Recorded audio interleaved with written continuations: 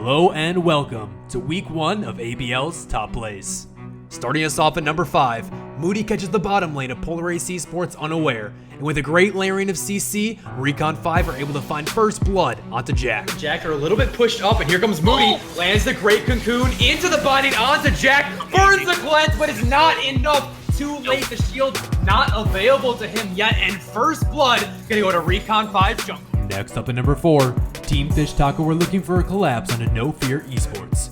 Piero locks down Retem with a Blade Collar combo, setting Prowl up for a double kill. Justify isn't willing to go down without a fight though, and is able to shut down Fish Taco's jungler. Finds a kill, Prowl finds a double there, looking for Justify next. Justify slides out with the E, tries to turn around, the ultimate comes through, gets the shield, can't even find the turn to kill. No, Piero's gonna find the double there.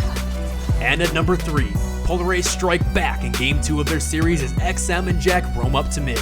Jack lands a well-placed hook onto Sindillion, setting up Gaudier for a flashy flag and drag combo that sends Recon 5's mid laner on an express trip back to base. It has to pull the flash, there comes the barrier, the flash flag and drag from Gaudier locks him down long enough for Ozzy to grab the kill. Beautiful play there. Coming in at number 2, Team Fish Taco find a beautiful flank on a No Fear Esports off the back of Chromosome's 4-man Lysandra snare. But No Fear stay true to their name and calmly kite away until finding the perfect moment to re-engage and turn around the fight. Everybody on the side of No Fear is gonna get back out. Actually, FK trying to get a kill down. He can't get one down. And at the same time, we're seeing Prowl sitting in the Kindred ult, gonna go down from the running soul stars. Look at the Kai's ultimate. Gonna slide over on the side, and that is gonna be the pickup. No Fear Esports is gonna blow away Team Fish Taco in that fight. That is not the engagement. And finally at number 1, Polar Ace Esports catch out Sindillion's Aatrox in the jungle, but a reset on World Ender buys enough time for Recon 5 to collapse, and Sindillion charges forward, grabbing a triple kill under Polar Ace's turret. Behind with the rest of Recon 5 has joined. Absolute Zero being channeled. World Ender hasn't found a reset yet. There it is. Moody on a killing spree as Sindillion is looking to go in with the revive available. He finds a double kill off of a massive Q. Goes in with the flash for the triple under tower. Thanks for tuning in to this week's episode of ABL Top Plays. We'll see you next week as we track the league's biggest plays around Summoner's Rift.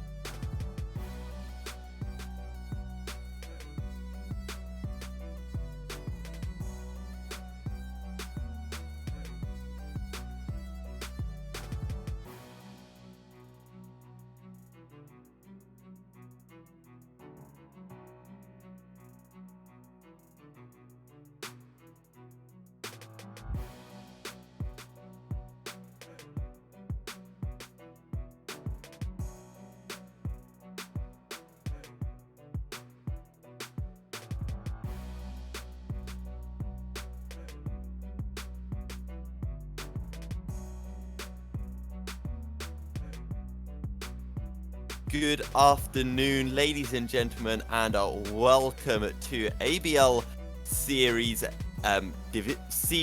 Season 7 as Team Fish Taco take on Recon 5 White. I am your play-by-play caster, Milky Cereal, and I'm joined by Rebel Fox. Hey, how's it going, everybody? How are you today, Mr. Milky Man? I'm pretty good, and I'm really hyped up because this is shaping up to be an absolute fantastic match. I mean, we know Recon 5, the current champions, but Team Fish Taco coming off the reverse sweep last week, and this could be a really fantastic match.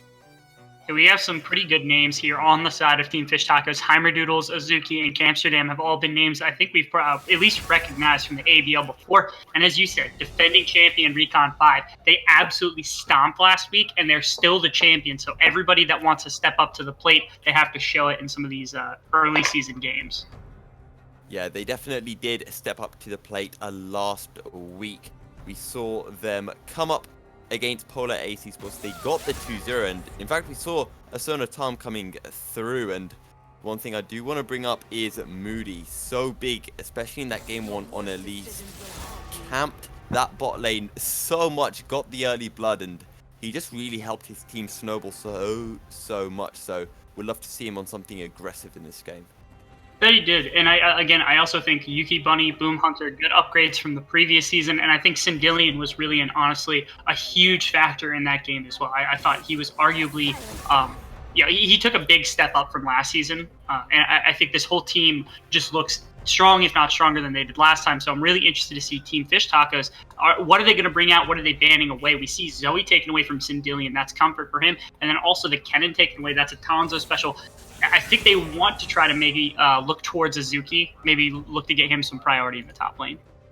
Yeah, we definitely saw Tonzo on that Kennen last week, and one thing we did see is Moody putting a lot of emphasis on that mid and bot side, and Tonzo, maybe he didn't get as much love as he would have liked in that top lane, but Azuki, absolutely massive for the Tacos in game last week. So definitely could see them putting a lot of emphasis, as that Lux being banned away from Sindillion, and he did play that Lux in both games last week. Yeah, a couple of poke champions taken away. On the opposite side, we see Morgana taken out for Amsterdam, a comfortable champion for him, and now Karma and Aatrox. These are all really, really strong champions being banned away, and Azuki immediately locks for Renekton.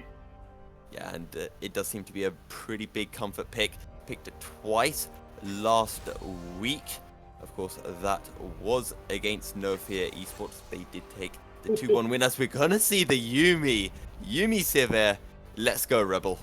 Man, that is a tough lane to play. Like, who do you honestly take into a Sivir like Yuumi lane? You have so much protection, movement speed, sustain, poke, all it. Like, there is the only thing you're really missing is hard CC, and Yuumi has some at level 6. It's not great, but if they get a jungler, somebody that can put some CC out from the side of Moody, especially if this is taken away, yeah, you can play. Oh no! I was hoping Sejuani would come through. That would be an easy game. Like it said, Heimerdoodles opts for something passive, wants to try to play at least a little bit more for his team than trying to fight Moody. Yeah, I was questioning whether we would be seeing that needily. Could we possibly be seeing something like maybe the Caitlyn to come through in that bot lane? That could be possible here. The thing is that a bot lane's already been locked for the side of Recon 5. They need some piece of it. Braum makes sense. That's not Lucian's a bad open. pickup. Yeah. What'd you say? I was saying Lucian's open, so maybe that will get banned away. Yeah, that's likely going to get banned away in the second. Of course, it synergizes with Braum, and it's really good into Sivir. Like I said, I don't know if it's worthwhile actually putting really big significance into the bot lane now, because your bot lane probably will not win against Sivir Yuumi. It's just very, very difficult to do. Do you see Moody kind of hovering in the needle? Oh, invaded and switched all the time. And two needly hovers. Maybe there's an in-joke that we are missing going on here. But both the Moody Olaf... and Heimerdoodles play a ton of Nidalee. Like, Moody is like a Nidalee one trick, and Heimerdoodles play. I think it's his second most played champion after Heimerdoodle. But we will be seeing that Lucian being banned out as we did predict. And the Olaf, could it be possible? Could it go? Could it be a flex pick for either top or jungle? It is possible. I wouldn't expect it to be flexed anywhere but the jungle. Like, top lane would obviously be the place to have it. It's not terrible into Renekton, especially at level 6, but Renekton has so much damage that, unless you're really confident is the Olaf, that you can take an all-in engage by ulting, getting that movement speed and shredding off all that armor that you have, it's very risky to try to fight into Renekton, even the early game, even someone like the Olaf. So I would expect it to go to the jungle. I think it's good into Sejuani. It's about as good as Trundle is, but it does require a little bit more agency in the early game, but we saw Moody was able to do that last week. Now, we're seeing that Irelia being banned out, and one thing that I noticed as soon as I look at this Team Fish Taco lineup is Sejuani, Braum. That's a massive, massive wombo combo, massive team fights, and the Irelia would have made that even scarier.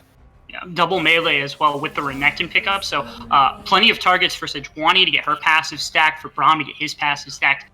They could be gearing up for what might be a really, really good, just team fight composition, even with the Renekton, who's more inclined to split push. But the opposite side has amazing death ball setup with this Yuumi, Sivir, and Olaf. Wouldn't shock me to see something super mobile. I wouldn't want to see the Azir. I would rather see something like the Nico or the Akali.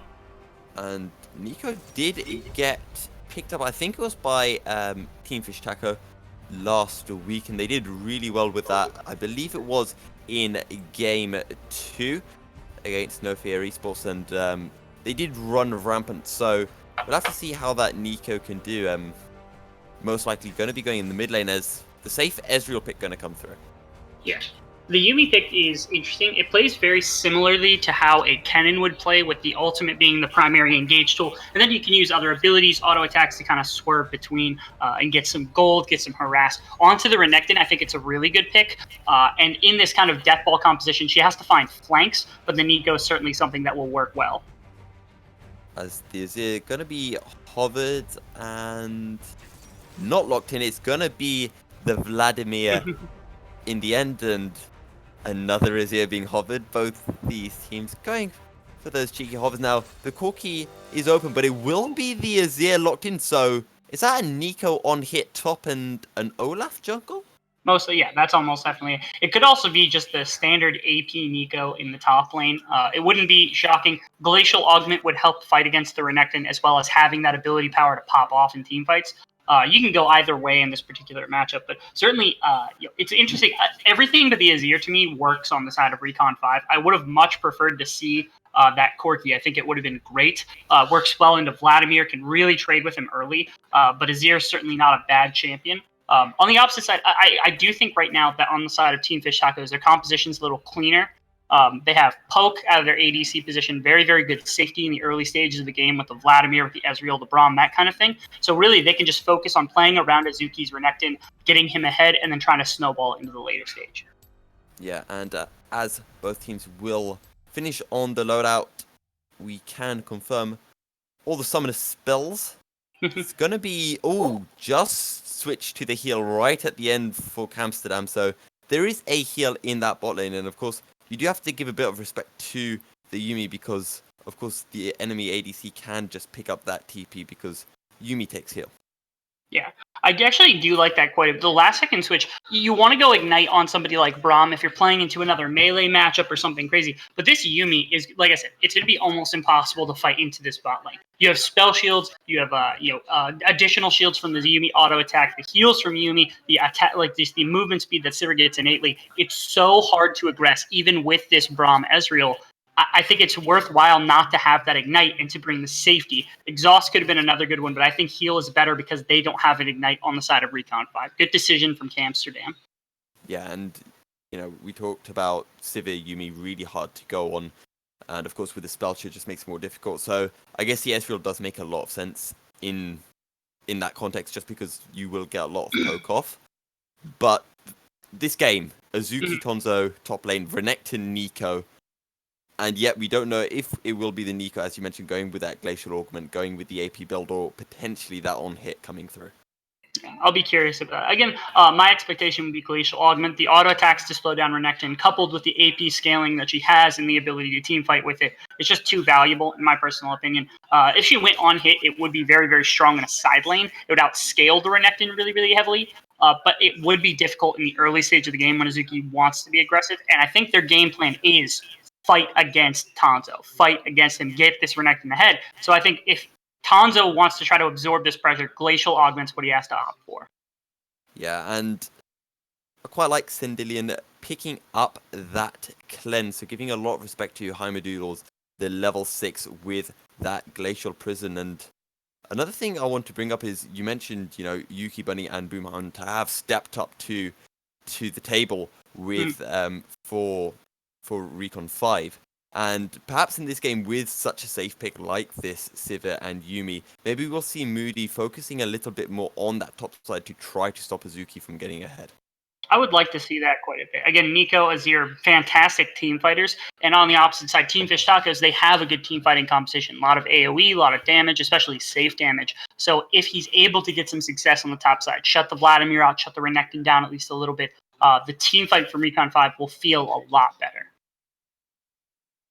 And, of course, we will be exiting at the spectator delay very shortly and making our way to Game 1. So we're going to be heading into a short break to see you guys in just a short bit.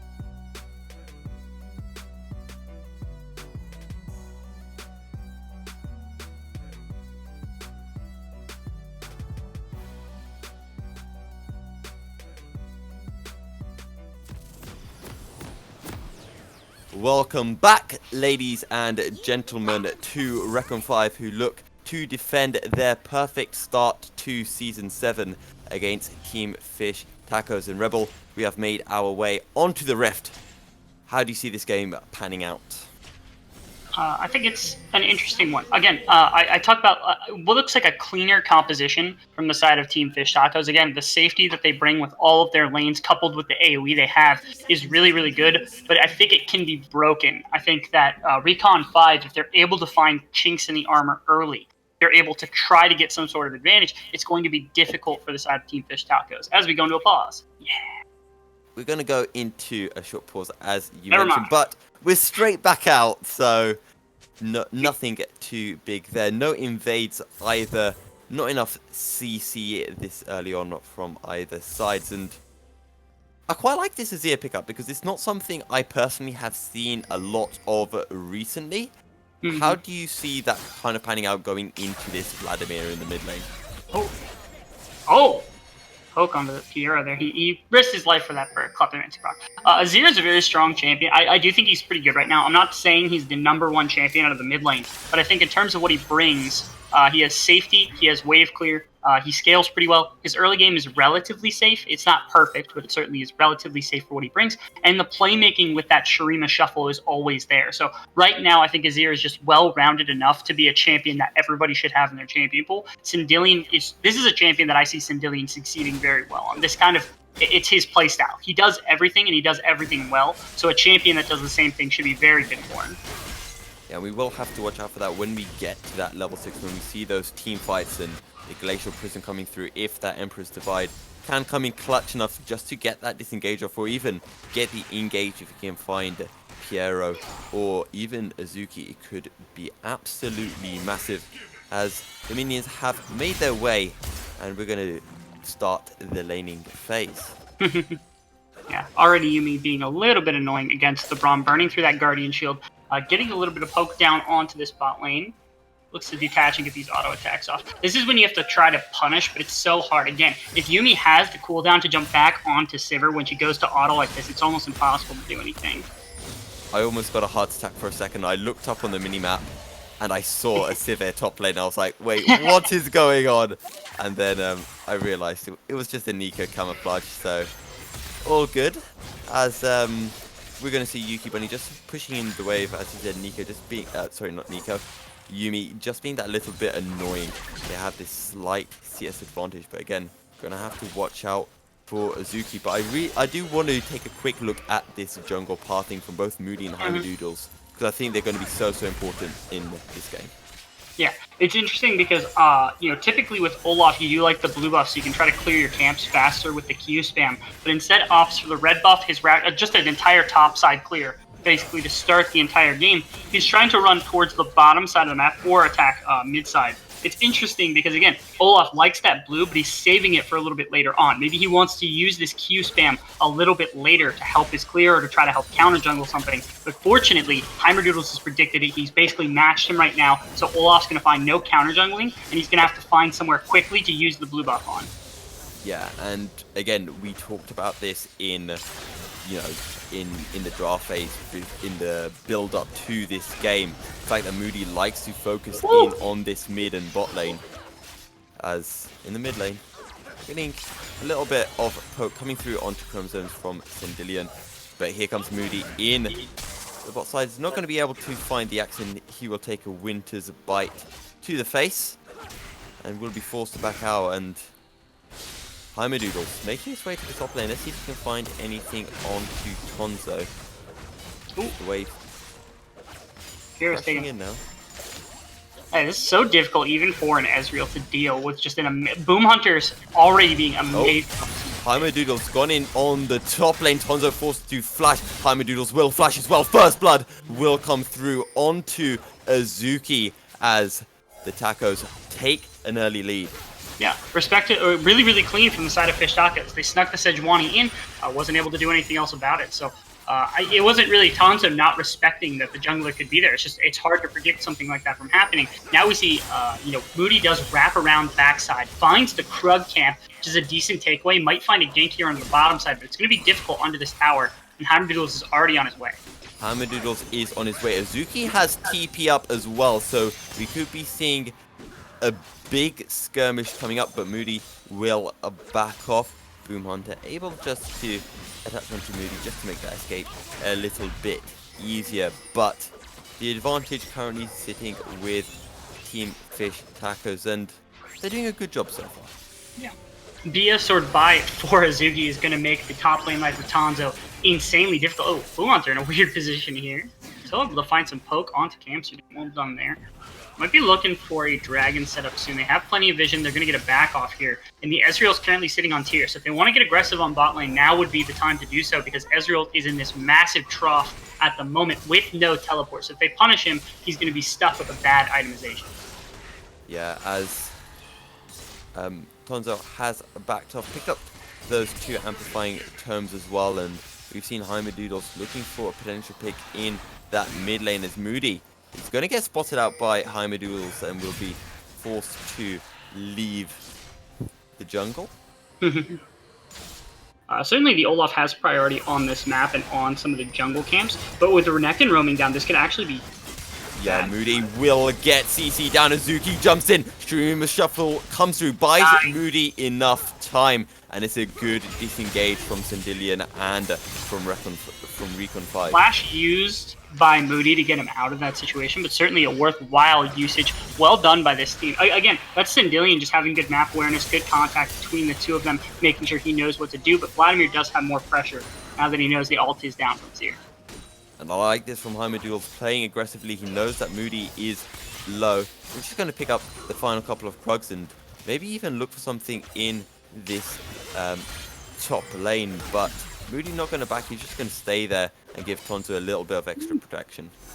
Lots of poke here onto this bot lane makes it difficult for Pierre to walk up and continue to contest waves. I think the rest of the map, originally we thought Azuki is going to be the target, going to be the one that they're focusing around. We're not wrong about that. What I'm surprised about is that the strength of Recon 5 at the moment is currently this bot lane. They need to try to adapt on the fly and try to play around it. Use Moody, use Sindillion, bring them down to the bot side, get them an advantage, use it to take over the map, because right now you're stalling out the gold game at the moment, but Azuki is going to get big very, very quickly. Yeah, and you mentioned how Piero is in this bit of a trough at the minute, only having that tier and doesn't have the TP up, and right now they're going to be using that to start on this Mountain Drake.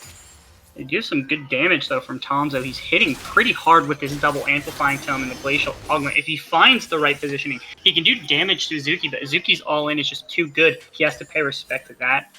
As you said, this Mountain Drake should go over cleanly to the side of Recon. The Tangle Bobs will land in the top lane as the ultimate will come through. The flash from, the dash from Azuki to avoid any further damage. Tonzo, can he find it? He gets a glacial augment off. Will it be enough? The CC coming through from Azuki can't find the outplay, and Tonzo will pick up the solo kill in the top lane. 1 kill apiece now between Team Fish Tacos and Recon 5. Yeah, again, that BF sword purchase for the side of Azuki, it's really big for his damage, really good for his all-in, but again, he has no defense against this magic damage from Tonzo, and Nico has it.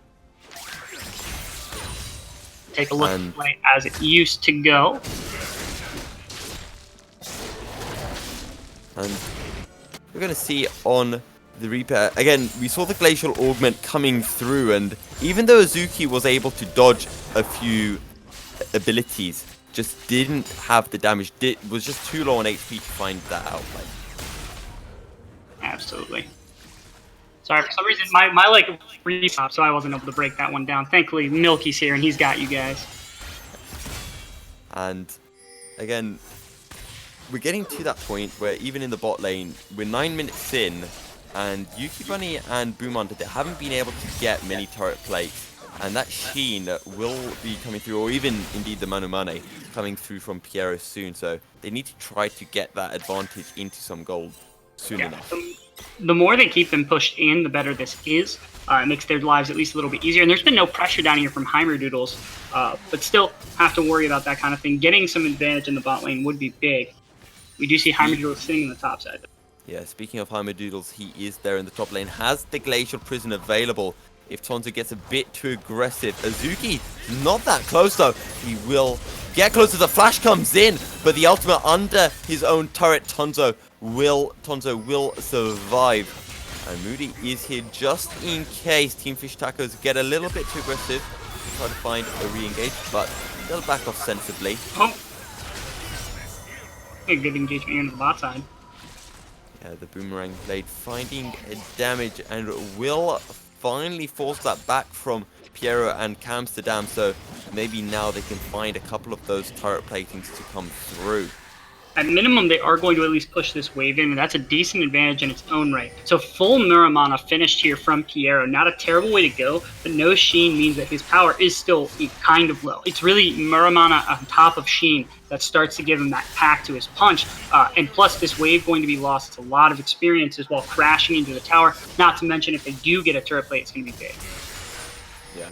As everything, again, a fairly slow game, 10 minutes in, 1 kill apiece. The gold is slap bang even, and the only real difference is this Mountain Drake in favor of Recon 5, and we're going to see Chromosomes taking a little bit of poke damage from Sindillion as he forced to use a pool of blood to escape. Again, nothing too big coming through yet. Yeah. Right now, the advantage for the side of Team Fish Tacos is like an 800 gold advantage on this Renekton, which is pretty significant over the likes of Nico. I'm going to do this up here again also. Oh, we're going to be getting the engage in the mid lane. Moody trying to find the damage, taking a bit, but Amsterdam's here. He's able to find the Winter's Bite onto Moody. Azuki making his way down. Can Moody look for the execute? True Shot Barrage will be shy of its mark. And Amsterdam will pick up the kill, which I guess is better than it going over onto Azuki. That's correct. Giving over the kill gold is rough. It was a very close dive there from the side of Recon 5. This is what I talked about with Team Fish Taco's composition. Their safety is just remarkable. Talking about this Vladimir's ability to not get ganked, Piero, Rom, all that kind of thing. Oh, The flash coming through from Sendilian to avoid that glacial prison, but he's going to have to back off there now and concede these turret platings over to Chromosomes and Heimadoodles, who will make his way over to Chicken Pear and just get a bit of gold. But Rift Herald is up, so could you see either team just swapping over their bot lane so that they'd have prior for this objective? you'd be able to see at least decide, well, we're going to wait for Heimadoodles to maybe go down here. Oh, Moody actually finding damage onto Chromosomes. Heimadoodle really low. The flash comes through to allow Boom Hunter to find the poke in. Moody takes a turret shot. Yuki Bunny very low, but Amsterdam will come in and will be able to save Chromosomes. So it's just going to be one kill going over to Recon 5, but it's 2 kills apiece and still a very, very even game. Yeah, very, very well played there from the bot lane of Recon 5. Yuki Bunny and Boom Hunter able to find up. Well, let's take a look at that replay then. Yeah, we see, okay, so Moody tries to get this axe very, very close, and then the slow there from Chromosomes as the ultimate walls off. But then here is Yuki Bunny and Boom Hunter able to flash and get this last Q. Now, very, very close. Unfortunately, Yuki Bunny not able to position that last Yumi ultimate to get the final tick onto the Vladimir until Amsterdam arrives. Very close to being a little bit further, but certainly well played from both sides. Yeah, and I did really like that flash from Yuki Bunny just to extend the range of the Prowling projectile to allow it to land. And it's a shame that the flash had to be burned, that Moody wasn't able to find it, but well played regardless from Recon 5. And next Drake is up, and it is going to be an Ocean Drake, so probably not as high priority as if it was another Mountain or indeed, dare I say, an Infernal. I think it is a little bit more valuable for... It's actually valuable for both teams. I think it's a little more valuable for the side of Team Fish Taco. So you're talking about, this is Azir and Sivir and Yumi and lots of poke damage that can come out onto this team that's safe. So, you know, this team, even if they are very safe, they're taking poke damage. Barrage has come in, and the Ragnarok will come through. So Moody can try to escape, but the collapse coming in. Piero will find the kill. The Shurima Shuffle comes through. Amsterdam able to still find the Winter's Bite as Yuki Bunny will fall. Boom Hunter, that Yumi is very, very squishy and will surely fall. It's going to be the double kill going over to Chromosomes, and all of a sudden, Team Fish Tacos looking massive. Really, really well played by the side of Team Fish Tacos. Let's see if we can get a replay of what happened during this last little exchange. Alright, so we're going to see, again, we look towards the bottom side, and only 2 people here to contest from the side of Recon 5. That was the issue. Now, he did steal the dragon, but Moody was too squishy, and Pierre comes in. Really good engage from Sindelian, only finds the one with the Shurima Shuffle, and there's no one else around. Yuki Bunny and Boom Hunter just not high enough health to actually contribute, and then, of course, Nico getting dove by Azuki on the top side of the map just seals the fate for this Recon 5 team. Now, just want to point out as well that while Azuki found that kill onto Tonzo, that was because Tonzo pushed forward. He was able to cancel the TP from Azuki because Azuki was TPing in to that Drake pit. So a good play, I feel, from Tonzo, sacrificing his life to allow Chromosomes and Piero to get ahead there. Yeah, at minimum here, Moody getting that dragon was positive. That means if the game goes to the 35-minute mark, getting something like an Ultra Drake will help. But certainly, Recon 5's composition is meant to disrupt the side of Team Fish Tacos. They're the one with the more clean, easily played composition in terms of the 5v5. So Recon 5 not getting the job done at the moment. Specifically, I think Moody didn't get enough done in the early game. So now he has to find ways to contribute. He has to find picks, has to find damage in some of these side lanes. Otherwise, again, they're running the risk of having to play this pure 5v5, and they don't win the pure 5v5. Yeah, and as well, Team Fish Tacos finding that win, but they're also able to get that first turret as well in the top laners. In the bot lane, they're looking for a potential engage, but against that Sivir Yumi is going to be so difficult, as Moody making his way over now. We could potentially see a dive coming in. That we might. This would be a really good play for Moody. Right now, there's nowhere else on the map. Yeah, they're doing Rift Herald right now, but that might not be responded to. The wave is crashing in. Final chapter will come through. True Shot Barrage won't get off that much damage. Ragnarok in. The TP coming through. 1 kill will come over onto Yuki Bunny. Azuki will get that TP through, but not until Amsterdam has already died. Yuki Bunny playing a bit aggressive, trying to get some damage off as Chromosomes making his way in. Can they find the damage? Moody's going to get absolutely deleted here as Sendilian will use the W to dash over the wall and safety as the mid lane turret falls as this Rift Tower getting off a lot of damage, and Team Fish Tacos playing this really well, allowing Recon 5 to find this play in the bot lane, but getting a fair amount of objective gold in this mid lane. Yeah, having control of this top side of the map for Azuki has just given him the ability to roam around, do things that he wants to do. Heimerdoodles as well, finding solid plays around the map, whether it's getting an objective, finding a gank somewhere, doing a good job of it. Moody's responses have not been strong. He hasn't been able to find much pressure around the map during the course of the game. And because of that, again, this is the Olaf thing. This is what's supposed to succeed early. Hasn't been able to find duels, hasn't been able to find ganks, and so now it's getting to the point where Heimerdoodles, level 11 and 2 items completed already on the Sejuani, he's a lot more valuable to his team, especially with all the CC. Couple that with AoE on a couple of champions, a huge Renekton, and a very, very strong Ezreal already in this game. It's starting to look bleak, at least to start with, for Recon 5. However, we can't underestimate that Azir in the late game as well, of course, and Knight's Vow picked up by Heimerdoodles, which I'm sure will be being bound onto Piero as the Fish Tacos going to crash into this bot turret. Let's see exactly what plays out here. Again, they're a little faster on the rotation, so there are 3 people on the bot side. They're going to get that tower. They're not going to find anything mid lane because there is still an ult on the Vladimir, so he's able to clear at least 1 wave without having to worry about it. They can get aggressive, but I just don't think they're going to be able to find anything. And again, rotation here, very much in the favor of Here we go, we're getting the fight in this mid lane as Heimerdoodle's going to move forward. It's going to be a 3v3 as Moody will find the return kill. He will get taken down though, and it will be 2 kills for 1 in favor of Team Fish Tacos as the final outer turret falls in the bot lane, and now Fish Tacos gonna take this second Ocean Drake off the game. Yeah, look at what happened in this last little section. See if we can get a replay on it, but certainly it was well played by Team Fish Tacos, getting that bot lane and then finding an aggression towards the mid side of the map. This is the first poke find onto Vladimir, and then a little bit more to follow up, but he knows he has members here, and that right there is a perfect gank from Heimerdoodles. Big damage from the Vladimir, able to flash away, protect himself. This 3v3 was doomed from the start. Thankfully, they're able to get out for a 1v2 or 1 for 2, but just not worth it, honestly, from the side of Recon 5. This is the disadvantage that they're at right now. Yeah, and a fair few Summoner and Ultimate being spent there as well.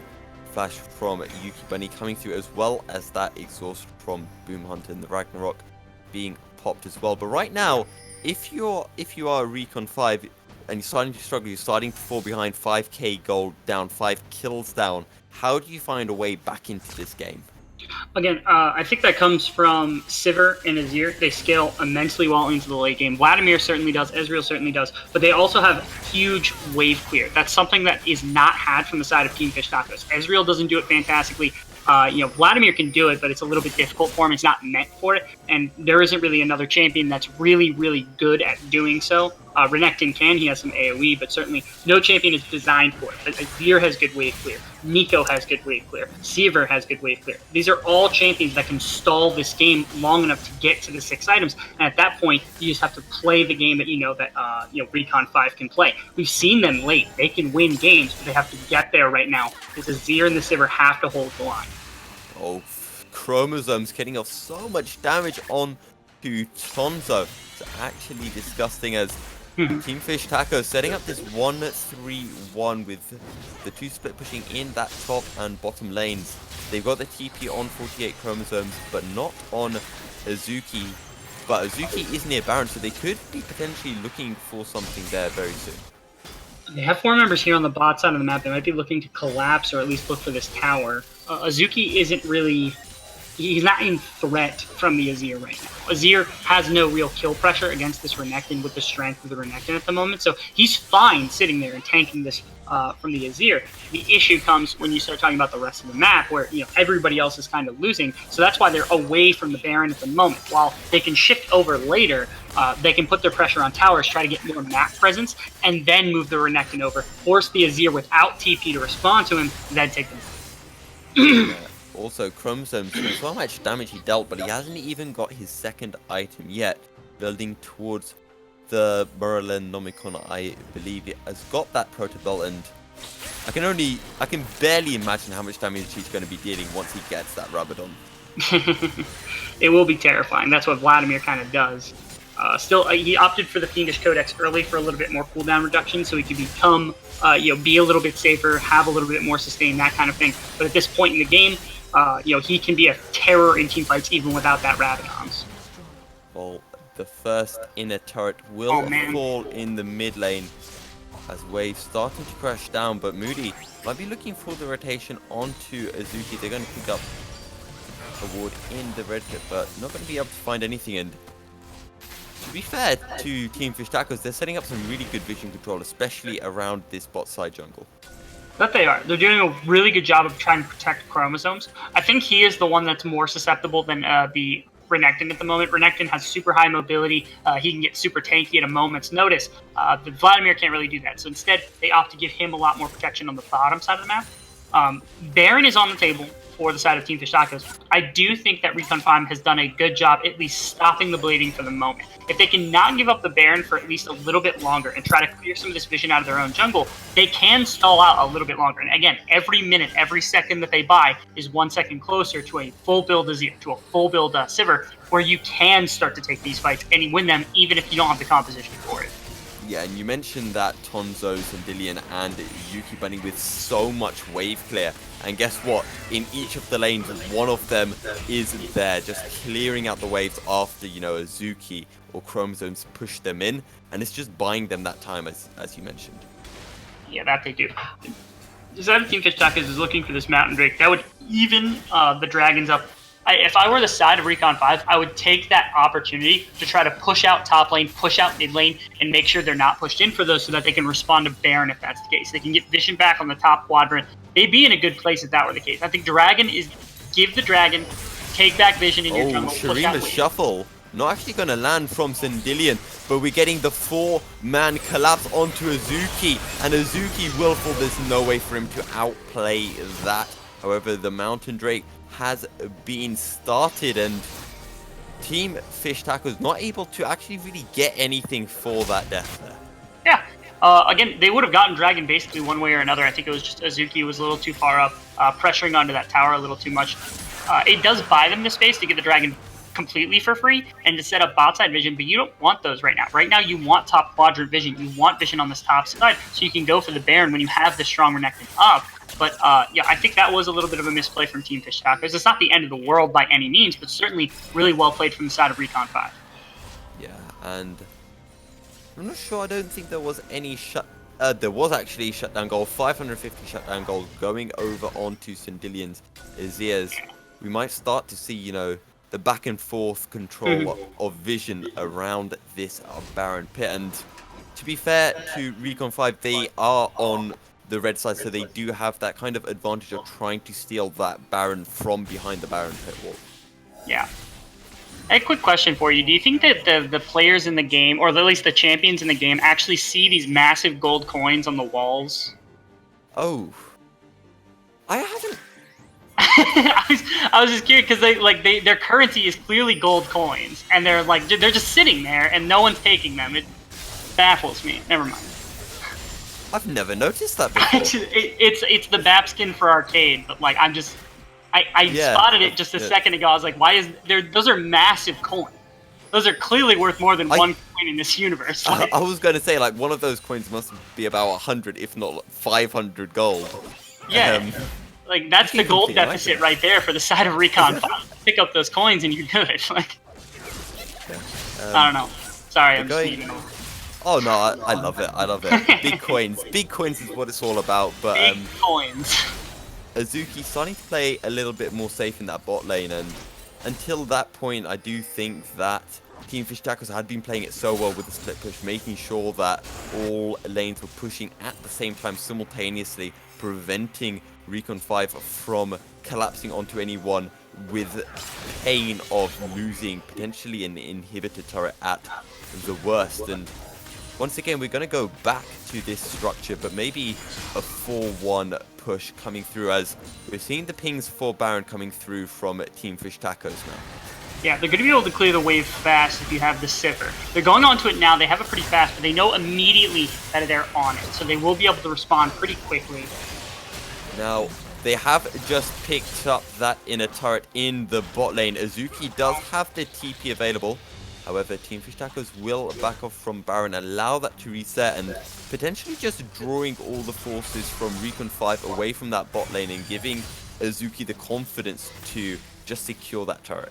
That's exactly what it was for. Again, this is the opposite of what happened in the last play. The last play, the team walked away, and then Azuki got aggressed on. In this one, they gave away the fact that they were going for a neutral objective. So when Recon 5 attempted to respond, at least mildly, then Azuki was free to do as he pleased. And that was a really good adaptation. They saw what happened earlier. They fixed it on the fly. Team Fish Tacos, that was a great little rotation that they made. Yeah, and before we were seeing Azuki in that top lane, but now with him in the bot lane, if Recon 5 do decide to, try to collapse on him with 3-4 members, is going to be a free Baron available for Team Fish Tacos. Yeah. I do want to point out the one thing is that right now, in terms of gold advantage, the vast majority of this gold advantage is on the Renekton right now. In the pure side lane 1v1, he is demolishing Hanzo. But if he's not in a fight, if he's able to get his TP canceled by some of the CC from this Nico, there's actually a chance that the fight goes the way of Recon 5, because the Azir is about even with Vladimir, and the Sivir is about even with the Ezreal. Like, they're not that far behind in terms of pure damage output. The question is, can they put the Renekton in a good place so that he can completely change a fight? If they can't, it actually might be closer than you think in some of them. 7k gold discrepancy between these two teams, and 4k of that gold advantage is sitting on Azuki. Everywhere else, a very slight advantage for Team Fish Tacos, as we're going to see Yuki Bunny getting to work as the Hextech Gunblade and the True Shot Barrage. That was an insane amount of damage, and I didn't even realize that Piero had picked up that Gunblade. Yeah, it's a good adaptation ever since they changed Ezreal a little bit to make it so you couldn't build double tier. Gunblade / Luden's Echo, even sometimes both of them, if you want a more AP style build with this strong Renekton, you can certainly go for it. Now Barons can be pretty easy for the team to take. They don't have this Sivir here. Glacial Fissure zones a bit, but Teamfight Taco being brought Good quite damage low. from Sindelian though. Yeah, they're going to be forced to back off, and Tango. Shurima's Shuffle not even used up yet, but look at, as you mentioned, Tonzo falling to Azuki, and Recon 5 trying to contest this Baron, and Azuki cracking open the base. Heimadoodles moving forward. The flash isn't enough. Two-shot barrage will land. Ragnarok not going to be enough to escape the double kill, going over onto Piero, as Azuki has taken that inhibitor turret in the bot lane. The base is cracked open. It's currently a 5v2, and Team Fish Tacos looking to take a second inhibitor turret, take 2 inhibitors, and potentially end the game right here. Yeah, it would be a really good win for them just to sucker punch Recon 5. These are the champions, these are the guys. They're actually looking to just reset right now. I don't disagree with that option. Sivir has, the flash and a lot of wave clear to deal with, has the Yuumi on top of her as well, even Tonzo in the area able to help out as well. So I don't disagree with the fact that they need to pull back. You can get a second Mountain Drake here, look towards the Baron, then try to end off that instead. Yeah, they could possibly all go for that top lane, or maybe even just go for a 4-1 split push, and Baron's still available, and Recon 5 can't exactly take that Baron right now. Not really. It's very difficult for them to, at least. Once this Rabadon's is done for Azir, I mean, you saw the damage that got put out by Sindelian when all 3 of them were clustered in the back of the pit. In the right fight, Sindelian can absolutely destroy it. That's without Yuki Bunny, too. If Yuki Bunny's there, they kill 3 people in the Baron pit. But right now they're playing very, very good 4-1 composition with Azuki in a side lane. He can kill Tonzo anytime he wants, basically off cooldown, because he has his flash, and he did it without flash last time. So the question is, how can Recon 5 find a way to save Tanzo from being stuck in the side lane with Azuki, who's just clearly more powerful than him, who can win the game without the rest of his team needing to succeed?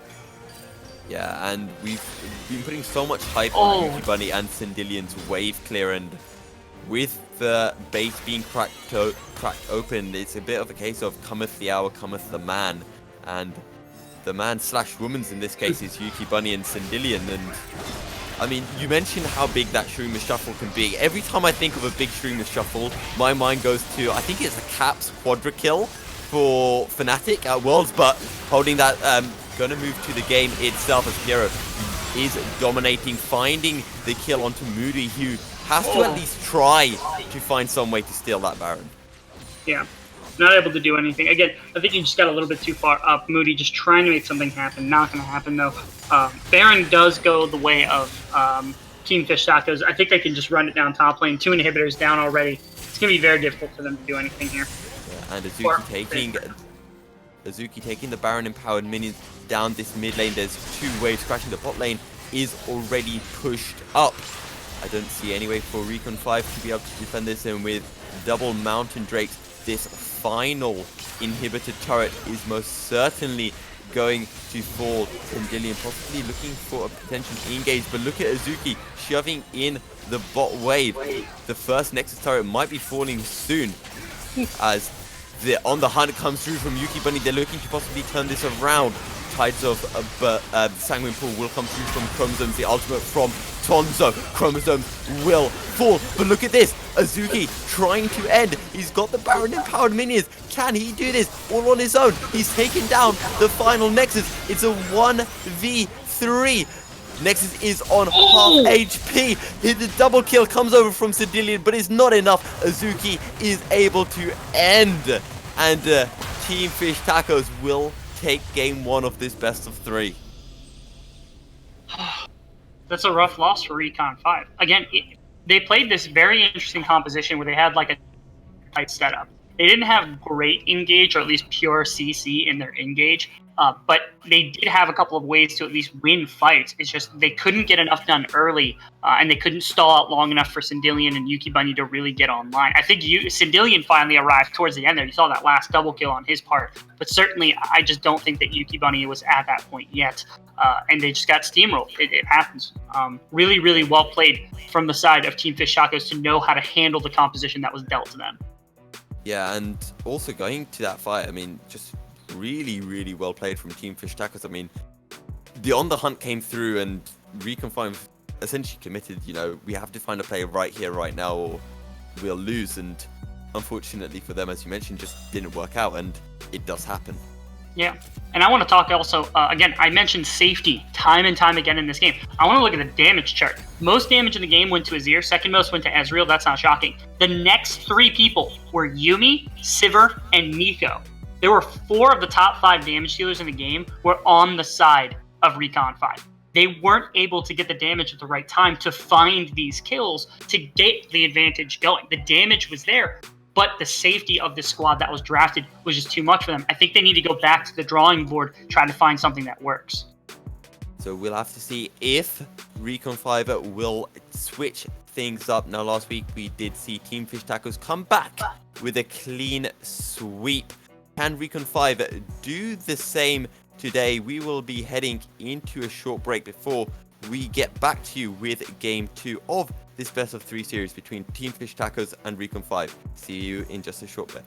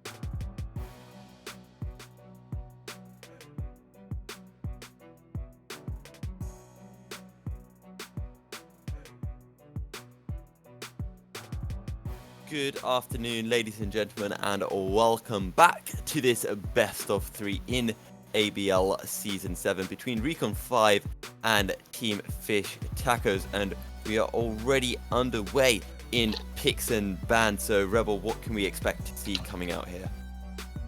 Okay, so I think what worked last time was Sindelian and the bot lane from the side of Recon 5 were doing a very, very good job.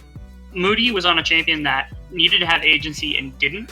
So either they need to get him on champion that he feels more comfortable to put that early game pressure on with, or they need to get him something more passive, something like the Sejuani. Now that that's taken off the board, that's not a surprise. That also takes away the ability of Heimerdoodles to sit and do that kind of thing. Maybe they want to force more interaction between Moody and Heimerdingers or Heimerdoodles than they did last time. Tonzo, he didn't show bad play, but certainly is the focus for the side of Team Fish Tacos to get Azuki ahead. So expect that to be the case. Try to get Tonzo something more safe so he doesn't have to worry about this kind of thing. Also, we see Karma as the ban on the blue side where it is empty at the moment. Yeah, and another thing I would like to bring up is, we talked about Moody. He's really good on those early game junglers. Wasn't able to make that Olaf work. Perhaps we could see him go back onto the Elise or the Vi, which we saw last week, as the Lux being banned away from Sendilian once again. So a lot of respect being given to his Lux and Zoe. That is very strong champion right now, especially after some abilities taken off of melee champions in the past. Sivir locked in yet again for the side of Recon 5 here. Yeah, and again, just a nice safe pick, I guess. It's just something that you can just always first pick, as no surprises, the Renekton going to be picked up for Azuki. Not a shocker to see that one come through. After the performance that Azuki had on it last game, although there are better counter picks for it now that they know that it's going to that top lane and they know it's going to come through, as opposed to the Nico. So I think Recon 5 had to discuss it. Do they have something ready that Tonzo can bring out? Do you want to challenge him in the pure 1v1, or do you want to bring out something that's more of a counter, something like a tank, to try to make sure that he doesn't have that sort of agency in the mid game? Oh, and I do like this from Team Fish Tacos, taking that Yuumi away from Recon 5. They didn't like that Sivir Yuumi safety in game 1, so just taking that away, and the Aatrox being hovered, but probably going to get locked in, and a really strong pick right now. You know what I want to see instead? I want to see Mordekaiser. Oh. I think Mordekaiser would win a matchup into this Renekton, and it gives so much team fight presence. It is ridiculous. Aatrox can still be flexed mid if they want to do that. So can the Mordekaiser, honestly. Both of them good early game champions into Renekton, so whatever Tonzo does want to play, I'm sure Sindelian can play the opposite. We also saw Karma getting banned last game, so that's open, which could work quite well with Sivir, or maybe we could see something like Galio, Braum, a nice safe pick as Poppy. I'm guessing that's not going to be support. It's most likely top lane. I'm thinking what's happening here is either A, they're going to flex it to jungle and let Moody take it around the map and just try to wallop people with that dash, or they're putting it topside to prevent this Renekton from getting into sort of massive engagement onto the top side. Poppy's really strong right now. She is unreal strong for a tank at the moment. I think she actually wins duels into a lot of carry potential top laners, and also is a tank, which is very rare for a lot of top laners at the moment. I think Poppy's a fantastic pickup and can duel the Renekton alongside shutting down the lane clearly. Yeah, as we're going to see that Olaf being banned away from Moody as well, but we will definitely have to watch out for Azuki on this Poppy, as we saw. Wait, hang on, I got that completely the wrong way around. We're gonna have to watch out for Tonzo on this Poppy, because you saw how big Azuki was on the Renekton, as the Elise being a banned. However, that Vi's still up, and while the Xin Zhao might not be in meta, still a strong, still an early game jungler, and I guess the Jarvan's open as well. That it is. A couple of junglers taken off the board here. Talia also taken away. Good roaming, mid laner / jungler can be flexed to both positions. I do think it's more of a mid laner at the moment, but certainly can be flexed to both positions. A lot of really good junglers taken off the table so far. I'm interested to see how far down the pool these guys are willing to pull for something that might get them an edge in this. Yeah, and speaking of that, Tilly did get played by Team Fish Tacos last week against No Fear Esports in that game too, that they were able to win so strongly. And the Jarvan is picked up, as we did mention. The Nico's still open as well, so that could get picked up. And that indeed. Oh, you pick up the Jarvan, as you mentioned. Tom Kench for protection makes some sense. Although the Sivir does have the spell shield already. I guess they just want the pure safety here from the poke. Nidalee, okay, like that a lot, yeah. Moody needs this. I think he needs a champion like this where he can just smash the map as best he wants. And this is the champion to do it on. I think this does lock Sindillion most likely on the Aatrox into whatever mid lane matchup that they wanted. But honestly, the way he played against 48 Chromosomes last game was just really good. I don't think there's a response that's great for him. I know it's not going to happen, but I want to see this Tom getting flexed to the top lane and a Poppy support. But Nico getting locked in, that's going to be mid. And I mean, we saw the Nico being hovered in the game 1 picks and bans, but didn't get locked in. And clearly for this game, Moody thinks that, okay, I can play the Nidalee into the J4. Absolutely. Oh, hey, look at that. We got a $4.20 tip, or a $4.20 tip from Anonymous. Did it have a message with it? Yeah, it's... There you go. Recon 5. Take my energy. Who is it from? I didn't see the name. Anonymous. Oh. Okay. Thank you, Anonymous. $4.20. Recon 5. Take some energy. And someone subscribe. Oh my goodness, you guys are too generous here. Audio, get out of here. We've been hearing that apparently his voice has been slightly stretched after many accosts over the weekend. You know what we call casters that have rough voices after a weekend of casting? Go on. What do we Cowards. Not that he's watching or anything. Thankfully, he's not watching to yell at us on the stream right now. No. Okay, so we had someone subscribe with Twitch. All right. Right. We had another subscribed? Oh my goodness. Everyone's too generous right now. This is ridiculous. What's going on? I can't believe this. Another Twitch Prime. Who is asking if I'm a furry? All right, we're not having this discussion. Oh, my production crew is gonna have to answer to this. Yeah, we'll leave Nick to furiously type in the background and answer these Twitch messages. But going back to this game between Recon 5 and Team Fish Tacos, how do you see this? The man who just subscribed has alerted us that it's Team Fish Taco, not Team Fish Tacos. I am alerting to each person as an individual fish taco, which makes them a collection of fish taco, which is fish tacos. Thank you very much, sir. See, please leave the room. I'm trying to spice it up. You know, sometimes I say Team Fish Tacos, sometimes I say the fishes, sometimes I say the fish tacos, the taco fish, or just tacos. Sometimes I call them Recon 5 just for the heck of it, just to spice things up. That's what I do. That's what I do. It's pretty good. We're just waiting for Lobby to come up here while we have a minute to... It looks like it crashed a second ago. But going back to these team compositions, what do you think we can really look out for? What is, the win conditions for both these teams heading into game 2?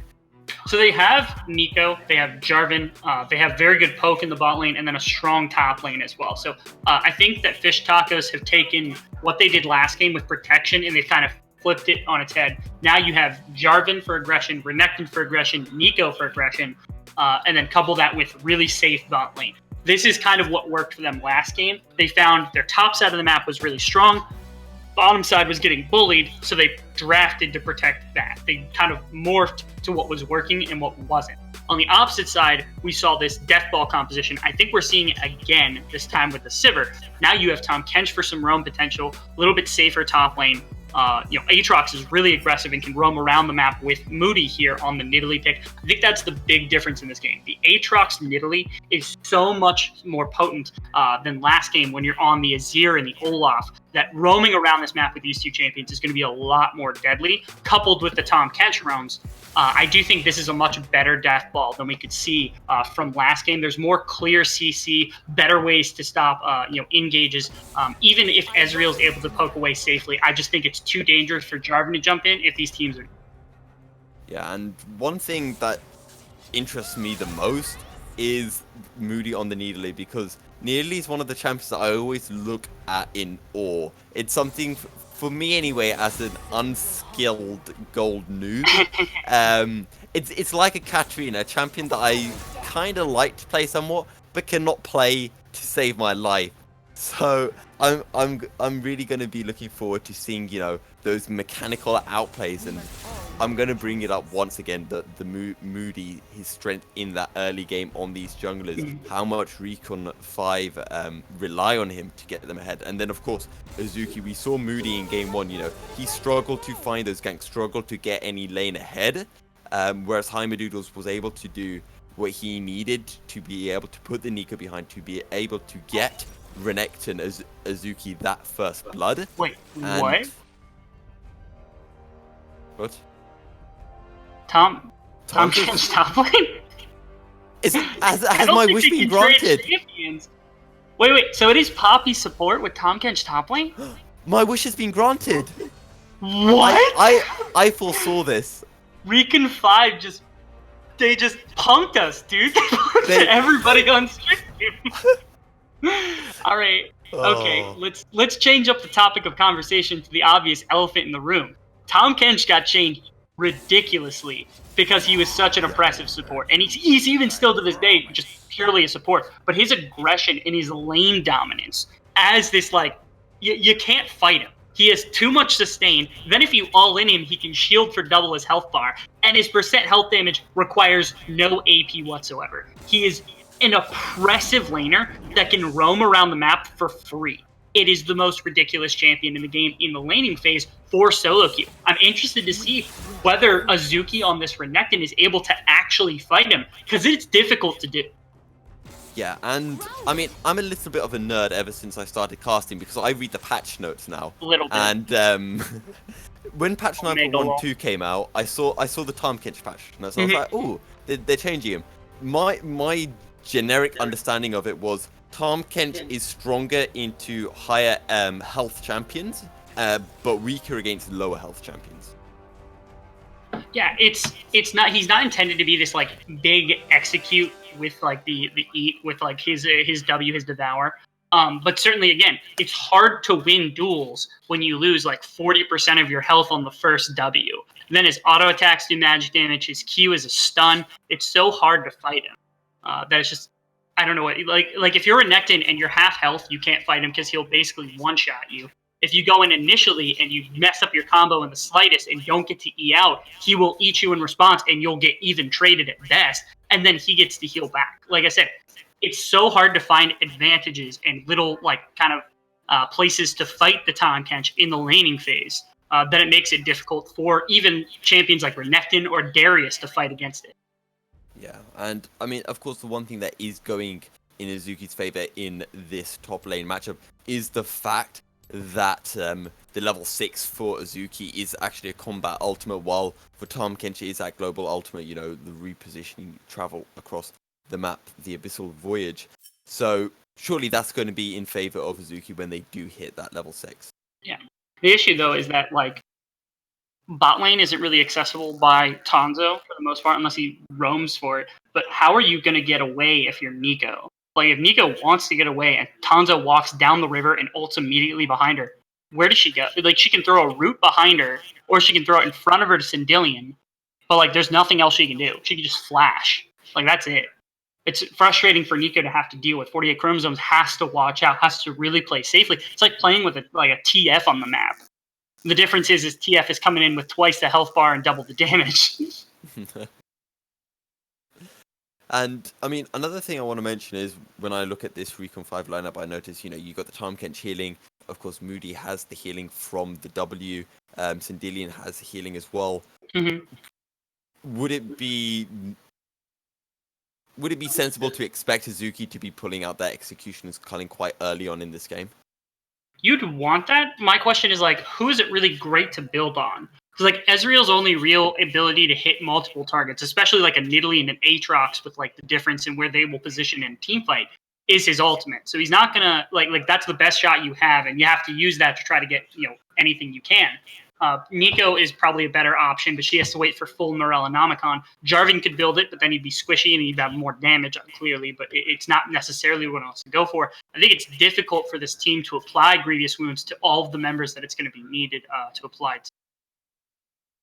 Fair enough. So we will have to see how this game develops, but it's going to be very spicy again. Mhm.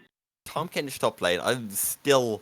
Well, it's not the Tom Kendish top, it's the Poppy support. So Yeah. we've talked about the Tom Kench. I Let's haven't talk talked about this bot lane. I haven't touched on this. So Yumi's dash is a dash. Do you know what Poppy's dash prevention does? It prevents dashes. so Yumi can't actually join the Ezreal if she is able to find a way in. So all Poppy has to do, if she jumps out to auto attack, she throws her first auto to get the shield, dashes into the Ezreal, throws her W up, Yumi's dead. Yumi has no health, no flash to escape, no way to get out of that situation. That's a really good lane for this Poppy. Yeah, and would it also work if the Poppy flashed on top of the Yumi and casted the W and then eat her into a wall? Anything, yeah, anything like that. Her W will prevent any dash that the Yumi tries to make, and then you can immediately engage onto the Yumi because no health, no escape. Like the exhaust is the only defensive tool she has.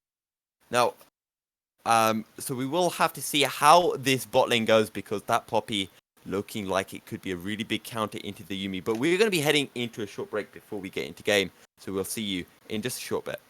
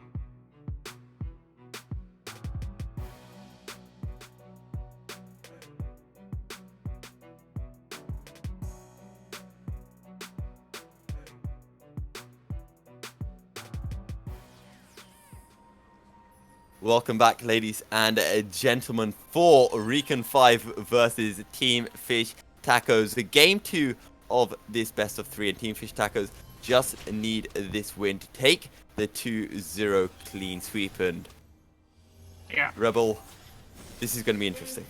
It should be interesting. Quick plug before we start into anything else.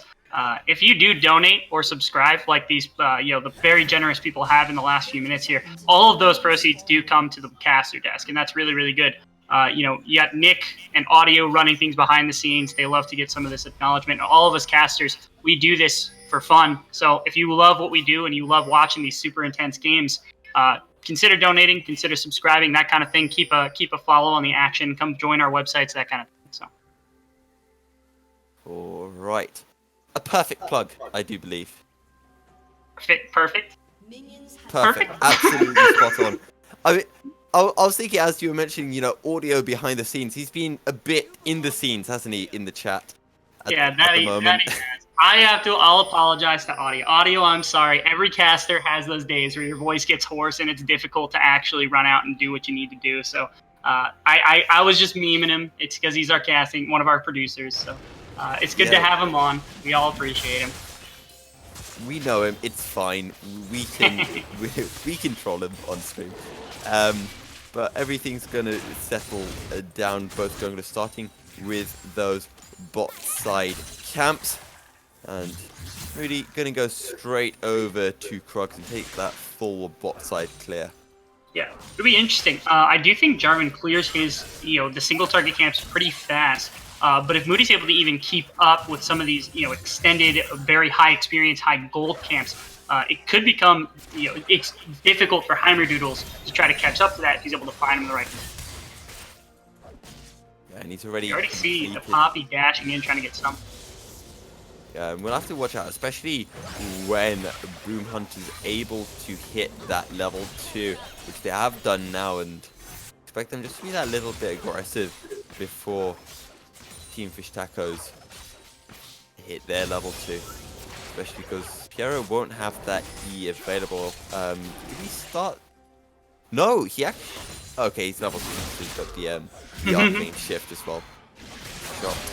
As in the top lane, Azuki gets hit by that 4th stat. Tonzo doesn't... I'm not going to go in for the Devour just yet. Azuki level 3 and Heimerdoodles hasn't made his way up. Not going to go for anything just yet. But he may try to steal this blue buff. Invade here for Heimerdoodles. Find something here. You bring down Azuki as well. Ooh, Azuki's going to get hit by the javelin toss. Sendilion making his way up, and it already seems like a much feistier game than game 1. There's a lot more on stake, especially for Recon 5. As we're getting the engage in the bot lane, the wall's coming up. Sendilion can't make his way through. The Ignite takes first blood, going over onto Yuki Bunny, and exactly as you predicted, Rebel, that W, that steadfast presence from Boom Hunter, absolutely massive. Oh, is he going to steal? He steals it. Did he? Oh, no, he didn't get it. But he's going to chase Heimerdoodles away. We'll have to be a little bit careful as Yuki Bunny looking to get this trade onto Piero, getting the ricochets off, and has the boomerang. That's a fair bit of damage coming through. Well done by the bot lane here of Recon 5. That first aggression, again, as you said, we called that the Yuumi is going to be the target, but Boom Hunter has just been relentless. Every time that E is off cooldown, he is going in on Amsterdam, trying to find something. Ignite burn, flash burn, but well worth it, shutting down this Yuumi pick and getting some gold onto your ADC. And it has to be kind of weird psychologically playing a Yuumi, because whenever you play a Yuumi, you think, okay, I take everything from my ADC because I can jump back to my ADC regardless of if it's a blitz, if it's a thresh. Yeah. But right now, if he gets caught out, he is screwed. It has to be Piero who takes the engage from Boom Hunter so that he can arcane shift out. Yeah, it does make his life a lot harder as this Yuumi. Again, the whole point of the Yuumi is this kind of hit-and-run poke-style champion that can out-sustain the opposing support. It's really, really good for harassing, but it doesn't help when you keep getting engaged on by an aftershock pop. She can survive through just about any kind of poke you throw at her. Coupled with the Sivir with the spell shield, so it's difficult to land a Q in the first place, makes Amsterdam's life a little bit harder. His best bet here is to just try to stay on Piero, get autos when he can, try to save that cooldown as best he can, and use that E to keep him safe in lane phase. Sendilion getting the trade onto Chromosomes will bring him low, but meanwhile, in the top lane, Tonzo, he's going to get a CC, he gets the Devour through. Azuki can't go anywhere. That is going to be the solo kill in the top lane, going over onto Tonzo. And that Tom Kent early coming in pretty big. Tom Kent coming out, busting this one out in this game. I'm surprised to see it. This had to be a surprise pick that they were prepping, or at least something that was a little unexpected. But already Tonzo showing much better lane so far. He's up in CS by about 12, pushing in the Renekton at the moment, and that solo kill on his own just looks night and day from the first game. Heimerdoodles looking for the engage in this mid lane. Moody's here. He's looking, could get the counter gank off. Can't quite find the javelin toss, so will be forced to back off. No summoners have been burnt. As Boom Hunter looking a little bit aggressive in this bot lane. Just trying to find the angle just to get that heroic charge off into a wall.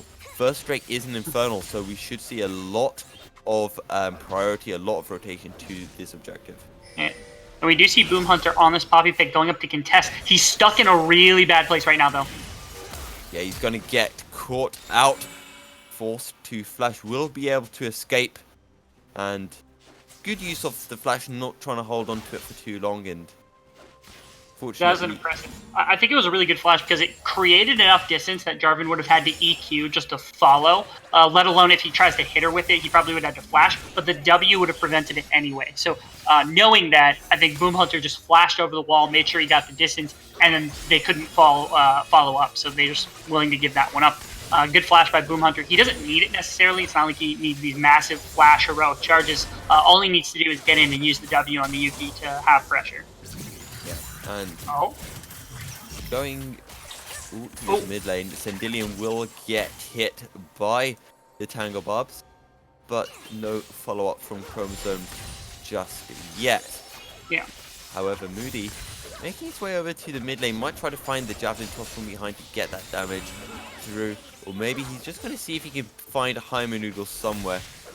We'll drop down that control ward for some extra vision for now, and this Drake priority currently sitting on the side of Recon 5.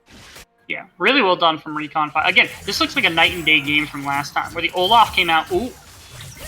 Oh! We're gonna have to the blade. The ultimate will come through. Can it buy Chromosomes enough time? The shield is there. The flash from Sandillion will come through after he picks up the kill, but solo kill coming in from Sandillion, and it's 3-0 in favor of Recon 5, and great stuff from them so far. This looks much more reminiscent of the Recon 5 we've seen over the last few seasons. They were dominant in a couple of different lanes. We saw a good counter gank from Moody, Sandillion generating his own advantage. Top lane, Tanzo playing his own advantage as well, and bot lane getting a solo kill for themselves. So just across the map, being dominant. And then also you have Moody now controlling this map. He just got the Infernal Drake. He has presence all around, so if he's able to keep up and farm the way he usually does on the Nidalee pick, he's going to have more and more presence, and he's going to be more and more terrifying.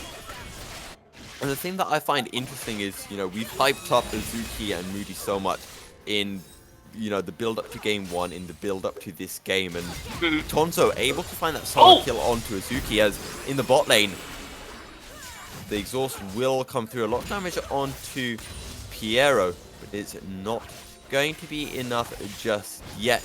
They will get that one summoner spell for nothing, as they're just going to shove in this lane now, maybe pick up that first turret plating. Actually, they're just going to back off. And how much gold is there? 1,600. So getting close to the Essence Reverse.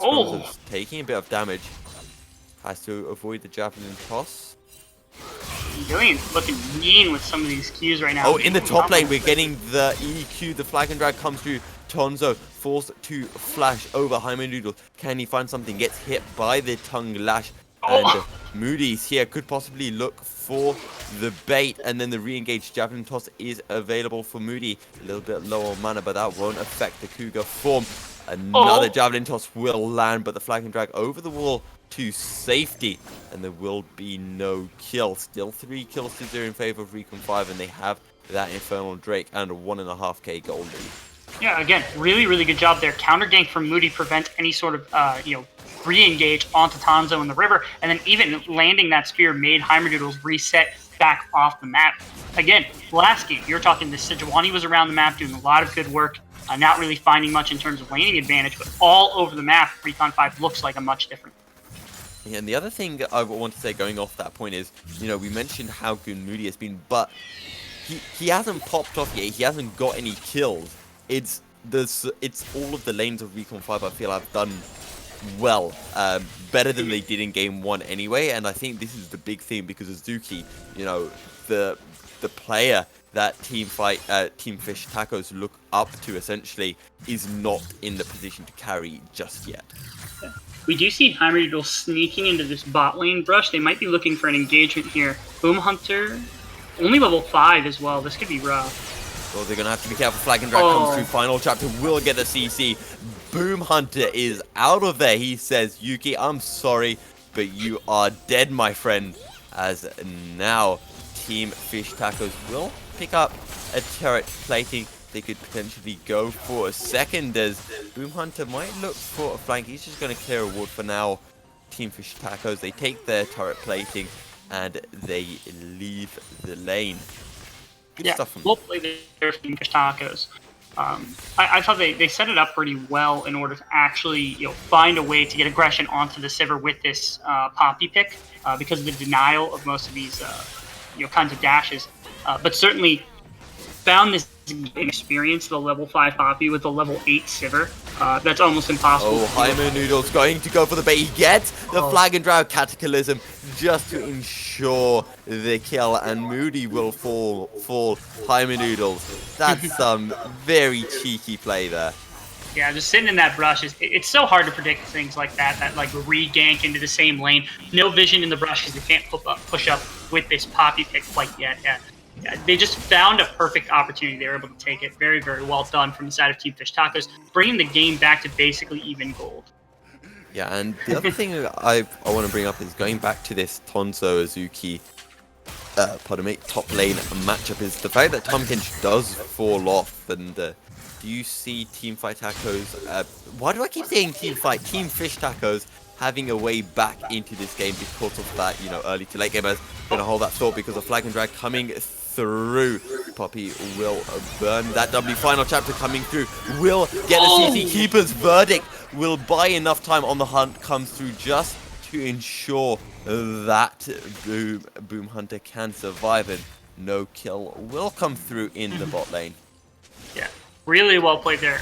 Boom Hunter kind of overextending again. He's finding these weird areas where he's trying to put down vision or reclaim vision, and he's not able to do so without pressure from the rest of his map. And so he keeps kind of getting caught in some of these bad positions. He was able to get an amazing ultimate off. Hymer Noodles coming back. Piero has already found the kill in this 2v2 lane. True Shot Barrage, can it find his mark? No, that's a really good sidestep. TP coming in now. It's a big collapse from Recon 5. And Piero, where can he go? He'll take the turret shot. He will get taken down by Moody. But Hymer Noodles will be able to survive. Shows the angry kitty face to show his displeasure at that counter gang. Carol being dropped here. You're gonna have to try to respond. I think, top lane. Oh, this is a lot of damage. What a kill coming through the Darkin Blade. Absolutely huge. Preventing that, or I should say cancelling the Flag and Drag, as the first turret of the game will fall in that bot lane thanks to the Shelly drop. As in the top lane, Azuki trying to find a turret of his own, but Yuki Bunny is here, and it will just be one turret in favor of Recon 5 for now. Yeah, and that Rift Herald actually got another hit onto the secondary tower. They weren't able to kill it fast enough, so another 40% off the inner tower on the bottom side. Great play there by the side of Recon 5, finding the kill with Sindillion, with Moody. Again, these two are the ones that need to be around the map, start forcing plays. They're the strong champions early. They can definitely make an impact. You saw it right there. And, I mean, overall, that was 2 kills for 1 in favor of Recon 5. They get a turret. They get 40% off that tier 2 turret, as you mentioned. And they also picked up that Ocean Drake as well. So really good stuff from them. And now they have reclaimed their goal lead. It's now sitting at a nice 1k. And, of course, those Drakes are scaling. Absolutely. Good Drakes for them to have, especially champions like the Sivir, like the Nidalee, able to make pretty good use of that. Especially into the likes of something like the Nico and the Ezreal, and even like the Nico. Or, I think I said Nico twice. I meant Yumi, Nico, and Ezreal. That do provide some of this poke damage. The Ocean Drake's certainly gonna, it's gonna make you count your blessings that you got earlier in the game when they start. As Darkin Blade can't quite find its mark onto Chromosomes, as Sandillion just feeling very confident at the minute. Oh, Hymer Doodles. He's looking for that bush play. He's got the Flag and Dragon, of course. He's got the submarine Yumi, as they call it, as Yuki Bunny going to get a bit of damage off with that Boomerang Blade, as Chromosome's not going to get hit by that Darkin Blade. Right now, we might possibly see Moody making his way up, and could Hymer Doodles actually get caught out? Oh, that's a good Boomerang of Blade. Hymer Doodles gonna get caught out. Cataclysm come through. Azuki is in the Cataclysm. Boomerang Blade will find one. Heal's not gonna be enough. It's the shutdown onto Azuki, and the follow-up from Hymer Doodles. Turret shot comes through. The second turret shot won't, and it's gonna be 3 kills for 1 in favor of Team fish. As Sendilian looking to find something onto Heimerdoodles. Now he will be able to get the Darkened Blades. Azuki able to pick up that top tier turret. Is Tonzo going to push in this bot lane as actually Piero going to pick up this mid lane turret for the Fish Tacos, as we're going to be getting take a look at this replay. Few minutes. Yeah, we see a big, the big, slice and dice there from the side of the Renekton was really what we had to be. This little sidestep was very close. If Sivir had actually, I think she dodged the EQ, but couldn't get away from the auto quite fast enough in order to have him forced to take at least one more turret shot. Thankfully, Sindelian was here to at least pick up the kill for the bot tower going the way of Renekton. Again, Tom Kench is still competitive, but as you said, doesn't scale well into the later stage of the game. Yeah, and I also think Yuki Buddy tried to get off the spell shield, but didn't get hit by an ability. So maybe if she had saved that for the flag and drag from Heimerdoodle, she could have outplayed it at the end. That is the case. As the next Drake is going to be another Ocean that will be up in 1.5 minutes, as Sendilian playing aggressive in that topside jungle. He's going to establish some really nice vision control. Actually got those 3 wards to get full vision of any members of Team Fish Tacos who do step in there. Absolutely. I think he is the strong point right now of the composition. He's sitting at about 7,000 gold, only second to the Renekton and the Ezreal both also. Oh no, Tonzo might be getting caught out. Moody's here. Could we see the potential turn, the ultimate coming through from Azuki? Tonzo, he can use the Devour. He won't use it just yet. Will use that thick skin. Oh, that is really nice. Heimerdoodles will fall. But Azuki is massive. This Renekton, the CC comes through. Tonzo forced to flash. It will be a 1-for-1. True Shot Barrage doesn't quite find his mark. But here comes Yuki Bunny. Can they find anything? The Boomerang Blade will come in. The shutdown.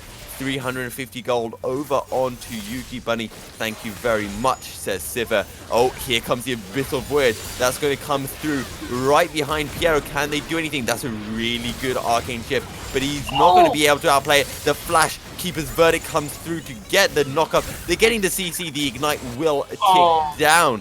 Can Amsterdam actually survive this? Boomerang Blade will secure the kill. And it's a good turnaround coming through from Recon 5. Yeah, and of course that whole play started with just a 2v2 fight between Moody and Tonzo and Azuki and Heimerdoodles. That amazing Devour allowed for Tonzo to jump in on Heimerdoodles and kill him basically on his own before getting out enough damage in order to turn that fight. And then of course Tonzo using that ultimate to get into position. Had it not been for Sindelian being soloed out on the top side of the map, taking too many turret shots, that would have been an amazing play for the side of Recon 5. Still, recap the gold, get a 3rd dragon of the game, have pressure around the map. They are much, much better placed than they were in the last one. Yeah, speaking of that gold, still under 1,000, so very close. However, they were able to secure that 2nd Ocean Drake. We are, of course, talking about Recon 5, and currently that Yuki Bunny scaling quite well, 4-3 on that Sivir 300 gold bounty. However, Piero is hitting his power spike with that Iceborne Gauntlet and Muramana. That he is. It's a very safe build. He also has this Vampiric Scepter. It could go either into Blade of the Rune King. I would assume it's actually going back into another Gunblade. That's because, of course, they have the AD damage coming out of 2 champions at the moment, so they have some room for some more AP damage, and it gives Ezreal quite a bit of sustain on his whole kit. You also saw the damage they output from the ultimate, from the WQs in the last game, so certainly something that at minimum Piero feels comfortable with. What I do want to see, there's pretty good vision control at the moment in the center of the map here for the side of Team Fish Tacos. I want to see them try to expand it towards the edges. They are finding decent advantages here for Azuki in these 1v1s, that kind of thing. So if they're able to expand that and give him more time to find some of these 2v2s, things like that, where he can get these massive damage off in the AoE, they can win skirmishes very quickly without having to resort to losing these extended fights that we saw last time. Oh, take a look at this. Tonzo flanking in from behind. Piero's got nowhere to go as the E comes in from Boom Hunter. That heroic charge ensures that Piero will fall. The second outer turret is going to get taken down, as Sandillion, looking for a potential flank, will decide against it, though. Baron is up, but I feel like it's too early for either team to really be looking at that objective just yet. Yeah, it was a really good pick there onto Piero from the side of Recon 5. They found a good engagement with the Sivir ultimate. Didn't have to burn too much in order to get in position for it either. That's the most impressive part. Then, of course, siege up on mid tower. They certainly have pressure on this top quadrant. Sandillion is going to be able to take down that top tower very, very easily. And, of course, they do have pressure on the Baron. As you said, might not be the best idea to start it at the moment. But when the time comes, they will, at minimum, have the ability to go there. And Recon 5 will secure the final outer turret. Looks like they might just set up some vision for Baron now. Just get rid of all of those Team Fish Taco wards. And, I mean, I don't really see the point of them going for it, considering it's a 50-50 and they have the advantage right now. They don't need to force anything. And again, I like a lot better that they're doing this game, they're not doing last game, is they're traveling as this roaming death pack of 5. This is a death ball for a reason. The ultimate from the Aatrox, the ultimate from the Sivir, and then you have dashing the Nidalee on the backside with spears. You have the dash from Poppy, that kind of thing. It could make a composition go very fast at you with a lot of engage, and it's sometimes hard to read and predict exactly where they're going to go. So staying as this 5-man unit makes them a lot more oppressive than what we saw in the last game, where they're kind of spread out, try to kind of disjoint. It's a much better way of playing this style of composition. However, let's go back to that top lane matchup, because we said we were impressed with how Tonzo did, but we said that, of course, Tahm Kench does fall off. Azuki on that Renekton has the Ravenous Hydra, has the Spear of Shojin and those Merc Treads.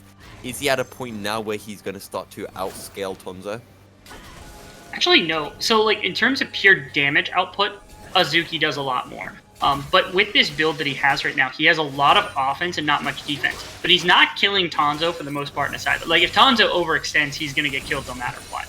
But if he's not, just being overextended in a bad way, like, you might find some people do, it's going to be hard to kill Tonzo no matter what, even with these 2 items that have been locked down by Azuki, especially since he has no penetration to work through this armor.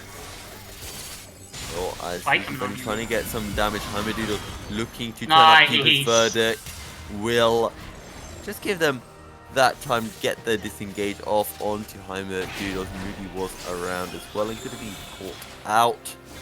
Also, while we're talking about itemization, Yuki Bunny not yet got that IE. That 3 item 70. Oh my god, that's a lot of damage. What a kill from Moody. Absolutely deletes Piero, as now Boom Hunter is possibly getting caught out by Azuki. The Cataclysm comes through. Boom Hunter trying to buy some time. It's not going to be enough. Meanwhile, just behind Chromosomes being brought down low. Tonzo with the flash auto. Heimerdoodle solo. Yuki Bunny is able to find the kill, and Recon 5 clean up with the ace for 2. First off, that fantastic start from Moody Ezreal. I definitely want to see a breakdown of this fight here in the replay. That was just astonishing play there. Not only Moody, but also Sandillion coming on the back. Right, you see the spear here. That was right after the kill went through. Great engagement, though. This is the Renekton, and this is the Jarvan going in, getting this massive AoE fight off. Look at that damage right there. And then, of course, they're able to run down Poppy. But look at Sandillion on the backside with Tonzo. This damage output on Aatrox and the AoE is crazy. This is the big one right here. Yeah, so much damage onto this Aatrox, and that's what just wins them the fight outright. They spent too much trying to get onto Moody exclusively, and it gave them enough space to win the rest of the fight. Can we also just say, Yuki Bunny kiting so well against Azuki. We couldn't quite see it in the replay, but I don't know how Azuki couldn't find that kill on Yuki Bunny, but Yuki Bunny must have played that absolutely insanely well. But Heimerdoodle's looking to find something. Cataclysm comes through as, good Keeper's Verdict to force Heimerdoodles off. And this Boom Hunter on this Poppy, absolutely massive right now. Keeper's Verdict after Keeper's Verdict just to keep his team safe. Yeah, you talked about the lane advantage that the Poppy has over the Yuumi, because you can reject her dashes and whatnot. You can all in a very squishy champion. Not to mention, if you use that Keeper's Verdict, you ultimate out somebody with Yuumi attached. She has to move quickly Otherwise, she gets launched out too. That's 2 members outside of the fight now. That's just a hard count. That Choppy is just an amazing champion into Yumi. In the support role, it might be a little weaker, but we've seen what it can do right here in the laning phase, and now that it's in the later stages. I think this is a pick people could pick up a little bit more, especially around the ABL, and it certainly might be something to watch for, especially as Recon 5 plays more games. Yeah, Boom Hunter playing that Poppy so well right now, and it looks like Recon 5 gonna potentially look for this Baron. Just gonna set up a bit of vision because that inhibitor in the mid lane is down, and that was courtesy of that last fight that we saw, and a Baron will be started. Azuki making his way over, but don't forget that Keeper's Verdict will be up in just a few seconds, and that will of course be a perfect disengage for when Heimerdoodles turns up. As Sendilian just zoning away, but Baron will reset. As we're going to see the back and throw game. Tonzo has quite a bit of the damage that could be put out onto that, and he soaks most of the damage that the Baron would do. So not a real attempt there, just trying to prod at the defense here from the side of Team Fish Taco. While all of this is happening, those super minions crashing in that mid lane. Oh, the Darking Blade coming through from Sendilian, just zoning more and more. Here comes Tonto though. He gets the blast cone. That's a big blast cone. And now Heimerdoodle, they know he's there. Keeper's Verdict is available. Can he charge it up? Redemption will come through. Final chapter coming in. Amsterdam finds the kill onto Boom Hunter, but Recon 5 are turning this. They're getting the damage onto Pietro. Arcane shifts over the wall. The Abyssal Voyage coming in behind Azuki. Azuki, can he get the damage onto Moody? No, he can't. He will fall. 4 killed just for the support. Recon 5 with a 4v1 now. Surely they can crash in on the base and take us to a game 3. They're shoving in the minions. Only 2 Nexus turrets remaining. The Javelin toss will land. That's the A's coming through courtesy of Moody. The Zonias will get popped. The final Nexus turret is down. And Rebel, we're going to game 3. That we are. It's something special to be able to watch these teams do that kind of thing. This was a lot more Recon 5. It felt so much more their style of play. Moody looked ridiculously in Italy, like in a way that, like, last game we saw him really not do much of anything. He kind of just fell by the wayside, fell off, didn't do much on the Olaf. We saw him jump into fights. We saw him fit amazing spears. This is the Moody that we needed to see. And what's better is we talked about him being the centerpiece of, like, getting this team ahead. Tonzo was doing his own thing. Sendilian was getting his own advantage. Yuki Bunny, Boom Hunter playing their own game. Whole team able to generate advantages, and they took that and just kept winning. Yeah, and Recon 5 playing it so well. And I mean, what really went wrong for Team Fish Tacos there?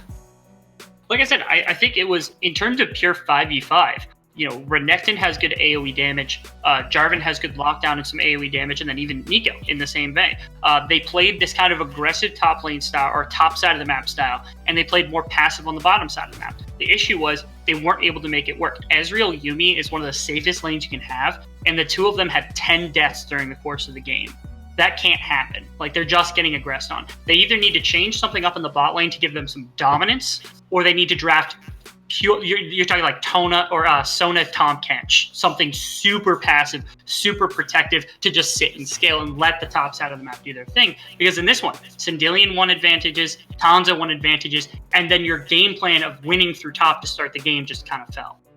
See, you mentioned that Sona Tahm Kench, but my mind goes back to last week where Recon 5 in game 1 they played against that Sona Tahm, and they played against it so well. But regardless of all of that, I think this game, I mean, that counter pick, the Poppy, absolutely huge into that Yumi. And as we head into game 3, everything is to play for.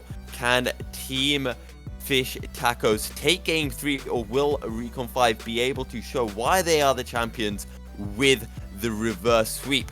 We're going to be heading into a short break, and we'll find out in just a short bit.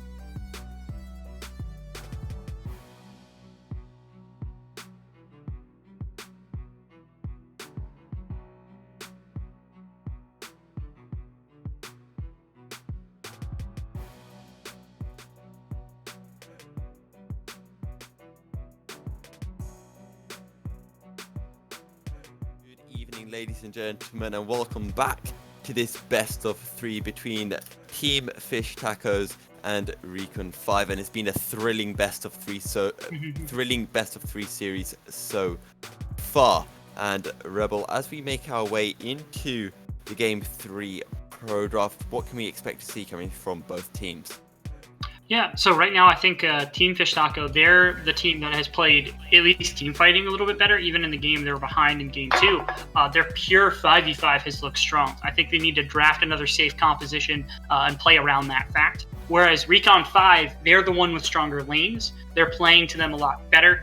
If they have comfort, if they have strong champions, they're certainly doing a good job at exploiting. And I think that's what's important. So try to nab as many strong champions, comfort champions as you can from the side of Recon 5. On the opposite side, get that safety again. Things like Sejuani, Vladimir, Ezreal, all of that kind of stuff would help. And as we do enter bans, we will have to see about that Sejuani, because it did get banned last game, and I'd be surprised if it did get left open once again. But again, that Zoe ban coming through, the Karma, I guess the Lux ban will be being seen, as well as the Kennen focus on to Tonzo in that top lane. But the Tom Ken's still open, especially if the Renekton gets picked up. There's the ban. Okay. You had to jinx it. Hey, Renekton's gone. We're seeing new top lane picks. Let's go. And it's Aatrox. Aatrox. Mordekaiser. No surprises there. Mordekaiser. I would lose my mind. Let's see the Mordekaiser. It's strong into Aatrox. It's a strong champion, and it's wonderful at team fighting. It would be perfect for Recon 5. Yeah, and I'm just trying to remember what Azuki played. He played Riven. Yeah. So we could be seeing that as the Lux being picked up, left open, not banned out, and will be good to see Sandillion back on a comfort pick, and a strong comfort pick as well. I mean, Lux just so strong, and potentially could be flexed to that support role as well. I think it will be support. Support Lux is arguably the best champion in the game at the moment. Pre-nerfs and whatnot. Certainly very, very strong. Morgana being left up is, kind of the big thing. I think that's one of the champions that they banned out 2 games in the series. So Sivir being played against Recon 5 and Morgana being played against them. That's something they don't like to see. Now Caitlyn Lux. That's not bad. They can find traps. It'll be difficult to find, pure kills, pure 2v2 outplays as the Caitlyn Lux with the Black Shield, Spell Shield, but certainly a strong bot lane and a good candidate for ganks from Moody. Yeah, and I was a little bit surprised that we're not going to see that Ezreal just because of the Ezreal Lux synergy. But that being said, Caitlyn, still a lot of poke and can abuse that Sivir in the early game especially. Absolutely. Hold on, I just checked chat. Did we get a donation?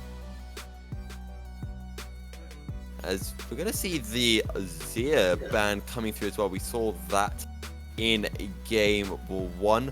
Wasn't too big, but the respect being given over, and clearly Team Fish Tacos do believe that Lux is being flexed into the support role, as the Talia going to be banned out as well. Yeah, I'd like to see the Nidalee banned out here if they're not willing to play against it, and I wouldn't be after the last game. You saw the kind of proficiency that Moody can have on that champion. He's just so strong. He found that one pick on the Ezreal especially. That was an amazing play. Said the Olaf being taken away. Yeah, I think they're trying to force him into a Nidalee play here. He's just gonna take it anyway. He doesn't care. But of course, the counter pick is available now, and what really works well against the Nidalee in the jungle? Against the Nidalee in the jungle, so it clears pretty fast, but it is susceptible to some early engages. So things that are super aggressive, like Kha'Zix and things like that, can find some really good kills into her. There's also plenty of tanks that just she can't engage against, but can certainly do quite a bit of work into her. Things like Jarvan aren't bad. It's kind of difficult to just pure fight a Jarvan if you're Nidalee. So yeah, I don't mind this pickup. I think it's pretty strong. It worked well last game as well. And with this composition that they've designed, this is more of like a death ball 5v5, and I like it a lot better. The Vladimir. I want that too. That's a really good composition. Yeah, this looks really nice, but we're going to give it a quick shout out to Tonzo Fanboy, who has tipped a lovely $2, and a message to Tonzo. Tonzo, this has been tipped from your dad, and he's very sorry that he hasn't been around in your life, but he loves you and he's proud of you. Please forgive your dad.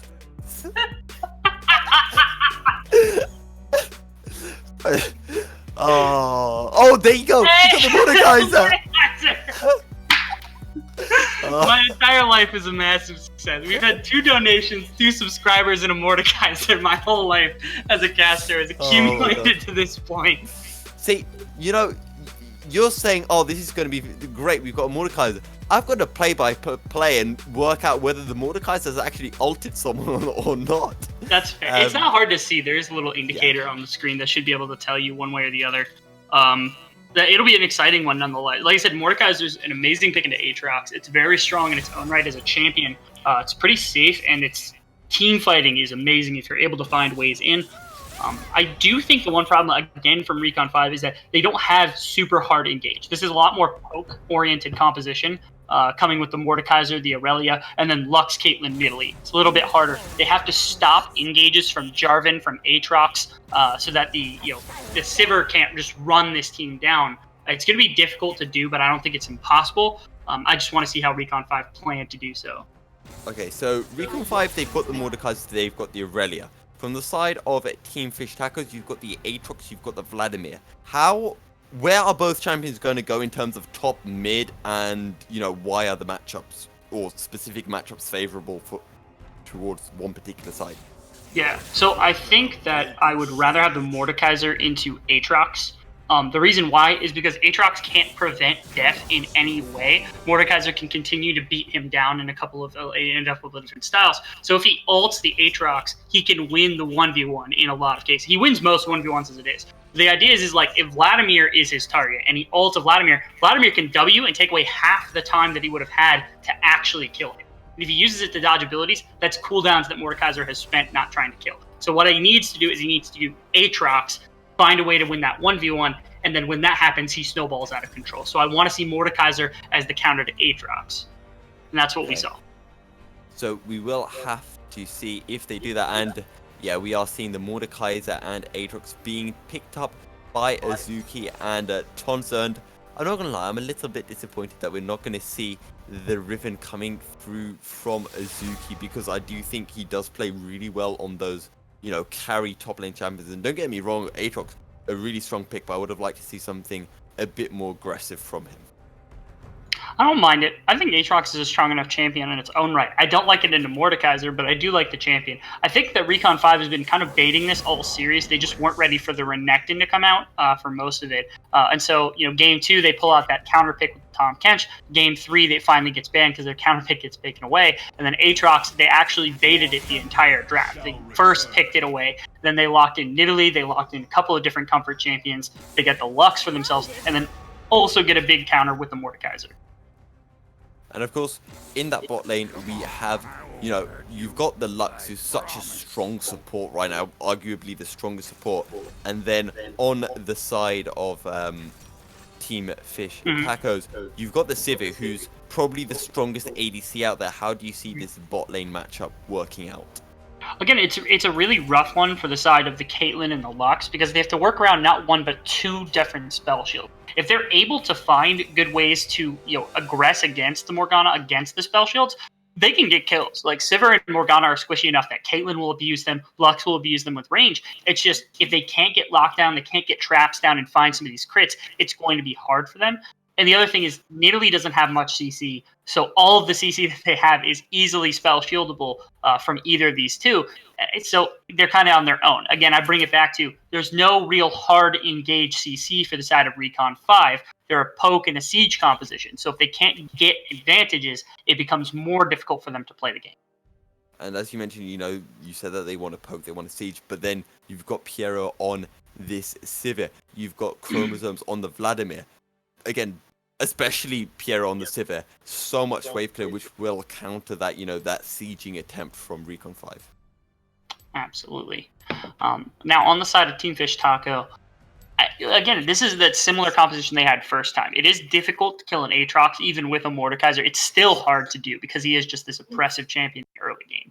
Vladimir is also very hard to kill, especially for a melee champion like Aurelia. It's not impossible to do, but with no CC coming from the jungle, Moody and, again, Sandillion, they have to find ways to get these skirmishes in their favor. They have to find ways to get these side lanes rolling so they're able to take advantages. I think Sindillion is really going to be the linchpin for this composition. Tonzo can lock down top lane as long as he's not just constantly sat on by Hammerdoodles. And Caitlyn Lux, while not being able to purely like take down Sivir and Morgana, not tons of kill pressure, they have the ability to push off waves. So if Sindillion can find ways to roam on the Vladimir, or can find ways to roam against the Vladimir, and Moody can join him in some of the side lane pressures, that's how they kind of get these advantages. So watch Sindillion. I think he's what's important in this game. Yeah, we'll have to see how big Sindillion can be. Of course, that Vanguard's Edge, a really big ult in those team fights. However, this is the first game that we're seeing without a Renekton and a Yuumi. So And a Nico. And a Nico, yes. Did we have a Nico last game? Yeah. Yes, we did, yeah. Of course we did. So we'll have to see how that picks up. But as we have entered the spectator delay, we can see all the summoner spells and identical from all members of both teams.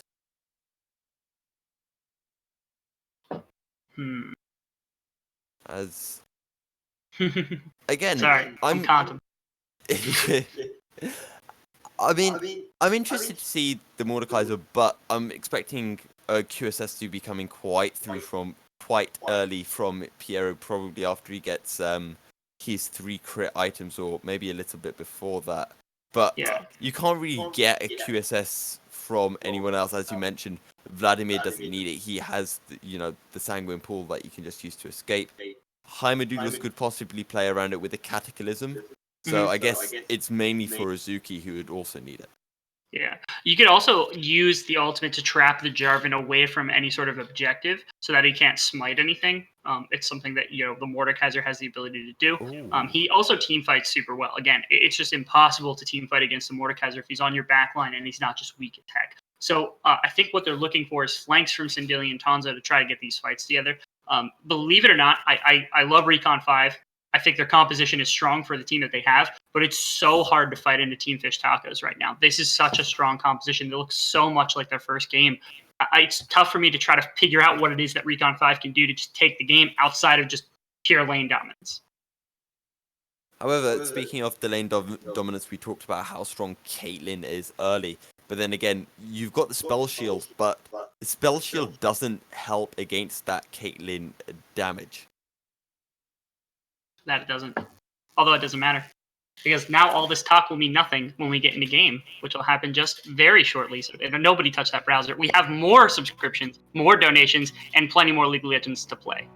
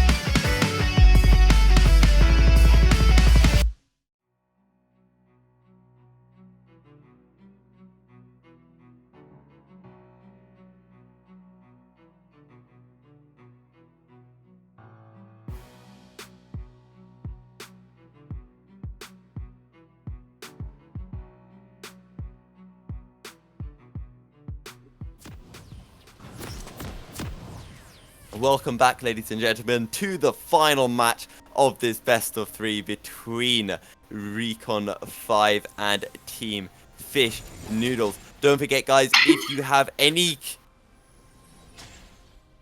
It's Team Oh my Noodle god! Taco. Oh my god! Team Noodle Taco, you fish. Oh my god! I'm sorry for the monkey-headedness coming out of my play-by-play right now. He's British, so he doesn't really get our language very well. Oh. I've been saying, like, every single break, I've been saying to Rebel, it's gonna happen, and it's finally happened. I'm gonna ignore all of that. I'm gonna continue as if nothing ever happened. That's so fair. don't forget, guys, if you have any if there are any moments in these games that you thought were amazing, don't forget to clip, and also don't forget to tip and subscribe on the Twitch chat, which you have been doing most generously. All the proceeds go towards making the casts even better for you guys. Yeah. For Tonzo's dad, he says, "Thank you for gifting the ABL $2. I miss you, and we still need milk." Also, somebody please clip Team Fish Noodles because I'm going to play it on repeat at my wedding. Oh my god. My play-by-play is distracted, so we're seeing some fight here on the top side of the map, but Azuki's just going to walk away. Mordekaiser just bullying him a little bit. That's kind of the nature of Mordekaiser. Moody going for this solo clear on the Raptors. See, every time I see a solo clear, I always think Shaco or Kane. And then I realize Moody's not on a Kane. So, Yeah. oh my god, I can't think right now. All I can think of is Noodles. No, okay, so Nidalee is capable of doing the solo camp because of the trap method. So what she does is instead of starting her Q and trying to get some good poke damage with the Q and then using it as an auto reset for the majority of the rest of the time, she starts traps, which allow her to get multiple targets with a jump reset. You see a gank here in the mid lane. We're going to have to hold on to that thought because Heimerdoodles has made his way in. That's a good flash coming through from Sendilian to avoid the flag and a drag knock up. And the flash has been burned, so Heimerdoodles can make his way back in at some other time. However, Moody looking to return the favor over onto Team Fish, not Noodles. Yeah, very close there on the spear. If he hits that, he probably dives under tower. Might trade 1-for-1, but certainly will get the kill there. Fully stacked Conqueror. Oh, good trade coming through in the mid lane. Can Sendilian find the damage? The Sanguine Pool will come. He's chasing down Heimerdoodles too. Who wins that snot? I don't know who won the yeah, Heimerdoodles got it, but he might actually. The flash from Heimerdoodles, double flash coming in, and Moody will pick up first blood. Let's go, guys. We are in for an exciting game 3. Yeah, Team Fish Noodles, unfortunately, Heimerdoodles wasn't able to find his way out of the jungle. Moody, really good invade pathing there. He was able to find off the gank path.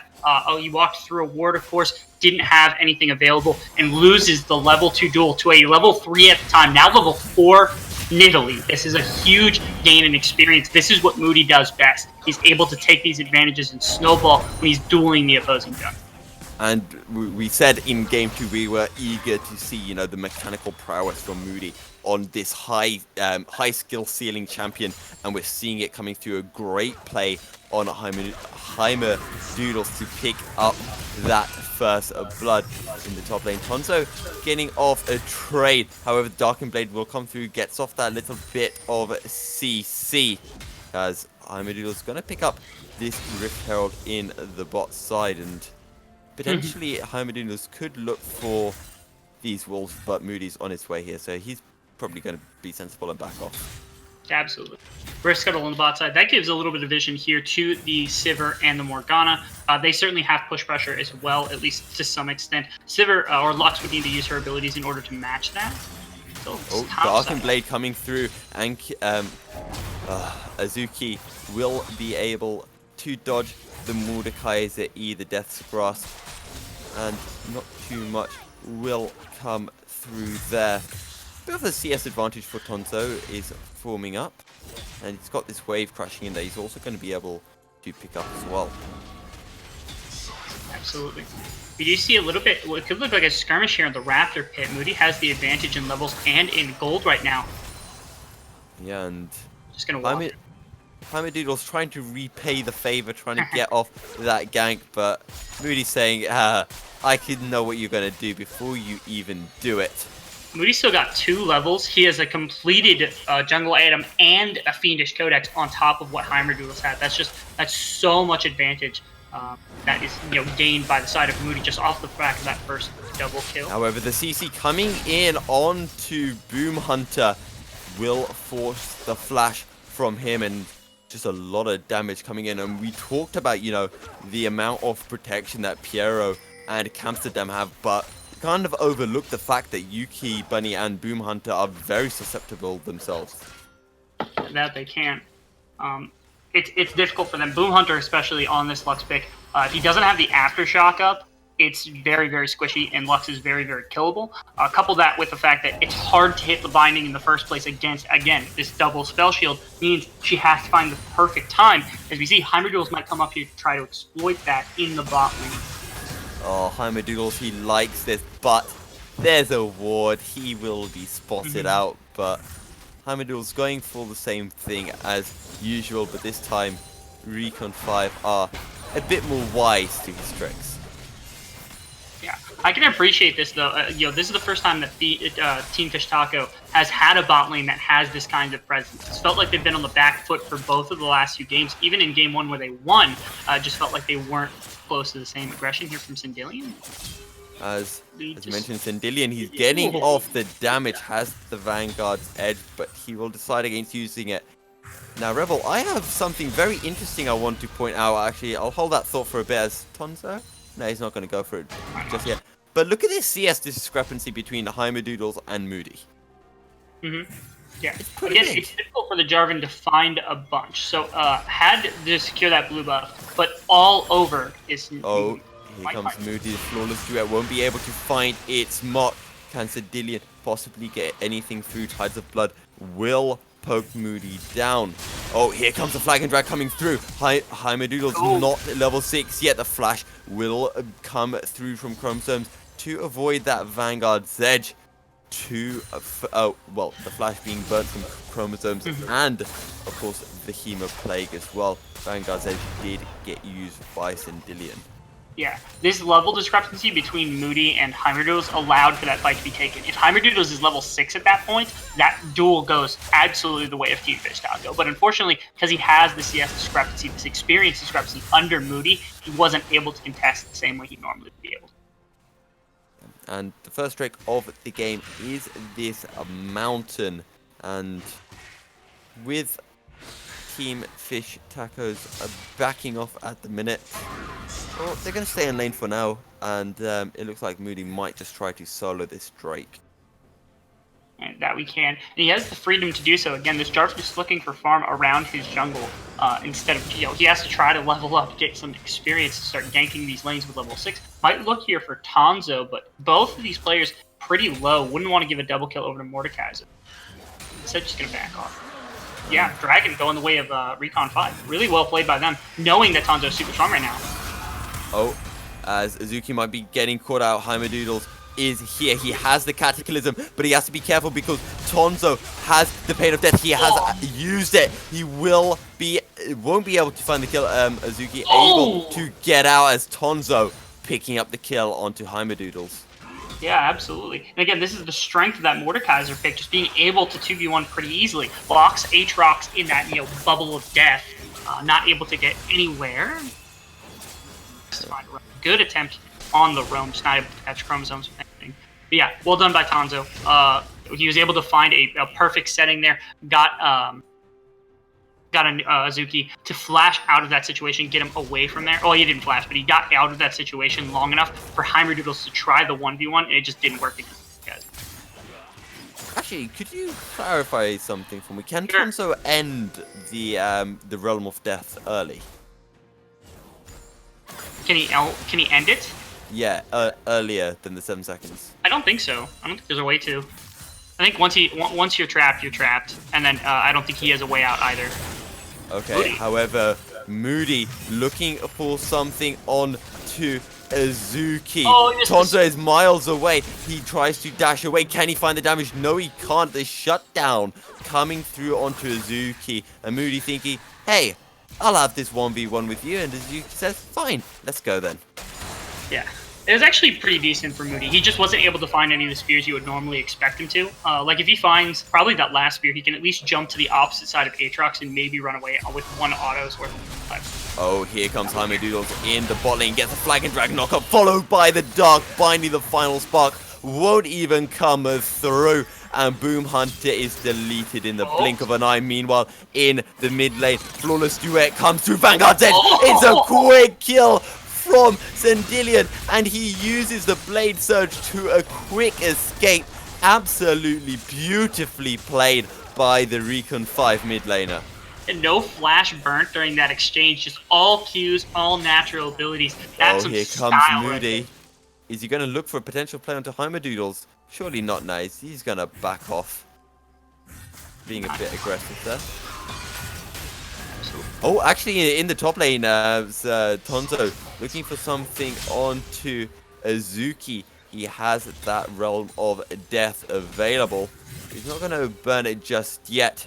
We'll probably just wait for that Death's Grasp to come up. It will be up in about 3 seconds. World Ender comes through. Realm of Death is in, as here comes the Darkin Blade. Will get the CC off. Tonzo doesn't have Flash, but he has the Obliterate, and he picks up the solo kill in the top lane. 2-0 Mordekaiser with a 20 CS advantage. However, final spot coming through around the chicken pig as the Cataclysm finds one, but the Ignite is enough to bring Heimerdoodles down, as with a massive Clown Fiesta going on. Sendilian solo, will he be able to escape? The shield from Boom Hunter not going to be enough, as Piero will pick up the kill, and after all of that, I think it's 2 kills for 1 in that skirmish in favor of Team Fish Tacos. That's correct. Do remember, though, that the Aatrox went down on the top side, so it ended up being a pure 2v2 and over the course of the entire map. Yeah, Moody is just a little bit over-aggressive in this game, in my opinion. He gums in for an invade, has, my apologies, the luck here with him, able to do that. But unfortunately, Vladimir just had priority, was able to come over fast enough. Getting the 1 kill for Sendilian was big, but then they needed to just leave the area instead of continuing this fight here. Sendilian overextends just a little bit, gets caught out, and there's not much. And as you mentioned, this is all kind of stemming from Moody being that bit too aggressive. Speaking of Moody, looking for something onto Azuki, will back off for now, but I mean, it's kind of understandable. He had such a strong early jungling phase against Heimerdoodles, and I guess he's just trying to snowball that. As speaking of Heimerdoodles, just invading, going to steal this blue buff. That he will. It's interesting to see Heimerdoodles just be able to go around the map. It's interesting. Both junglers have had more pressure than I think we've seen either one have for the remainder of the game. Both of them are involved around the map in a way we haven't seen in every single game yet, which is pretty awesome. I have to appreciate that. Even though Moody, at least, is getting caught out a little bit, it's nice to see both of them trying to get an impact here. Very, very aggressive jungling from both sides, and it has led to some very entertaining plays. As actually, Boom Hunter used that final spark to try to prevent Heimerdoodles from stealing it, but wasn't able to. And speaking of steals, Moody in that topside jungle, just taking all those camps, as a first turret has been picked up by Tonzo in that top lane, as the Drake secured by Heimerdoodles. And it's only a Cloud Drake, which of course gives them that movement speed buff, but not as big, in my opinion, as the Mountain Drake. I think for this composition, where they don't have any pure hard engage, they need as much movement speed as they can get. So Cloud Drake Denial from the side of Recon 5 is really big. And having it for things like the Vladimir with Phase Rush, like the Sivir, it synergizes so well with those that I do think that it's a worthwhile dragon to take and commit for. As long as they don't lose a tower from the Morgana Q-Land's final spot coming in. Heimerdoodles will be able to stay alive. Tonzo will find 1 kill. He has already popped that Realm of Death. The CC coming in from the Dark Binding onto Tonzo is going to just be a 1 kill for nothing in favor of Recon 5. And they'll just take more jungle camp and keep on pushing. That they will. Able to find that good kill onto the side of Team Fish Tacos. And they're going to push over to this bot lane now. It's the only outer turret that is still standing. I'm not sure if they're going to be able to get it with this push though, because Piero is here, and Sivir currently got that Essence Reaver and the Zeal, so still a fair bit away from her power spike. That indeed. As soon as she's able to at least get that Zeal item or the second Infinity Edge, then she'll be able to start clearing these waves really well. Until then, though, it is going to be at least a struggle. Again, Vladimir doesn't do a great Jarvan, Morgana, and Aatrox all have ways to clear waves, but none of them are known for the wave clear. It's really just the Sivir. And with this Siege comp that you talked about a little bit earlier in the game, you do need quite a bit of wave clear. Yeah, and we'll have to see how this Siege versus that wave clear does pan out. And it's a shame for the side of Recon 5 that they don't have an Ocean Drake to go with their sieging desires. Got 4 minutes as that's going to be Morgana Q landing, but a good Black Shield to stop Heimerdiggles being caught out by the Death's Grasp. However, it looks like we're just going to enter a bit of a cooldown period, as I like to call it. Both teams will just fan back out as Tonzo making his way back up to the top lane, just going to CS up a bit more, and that's actually almost a 40 CS advantage for Tonzo over Azuki. Most certainly. A lot of wards out on the map for both teams as well, but not tons of information for the side of Team Fish Taco because they aren't able to get those deep wards that would be able to find vision. I think it is a struggle for them to try to over-aggress for something like that. So they have to try to at least get shallow wards in the river to see what's going on in terms of rotation. They don't get those at least. Oh, we're getting the trade in the bot lane. Sendilian will use the Blade Surge to escape. Vanguard's Edge comes in, looking for the retrade now. Hemoplague gets popped by Chromosomes just to force Sendilian away.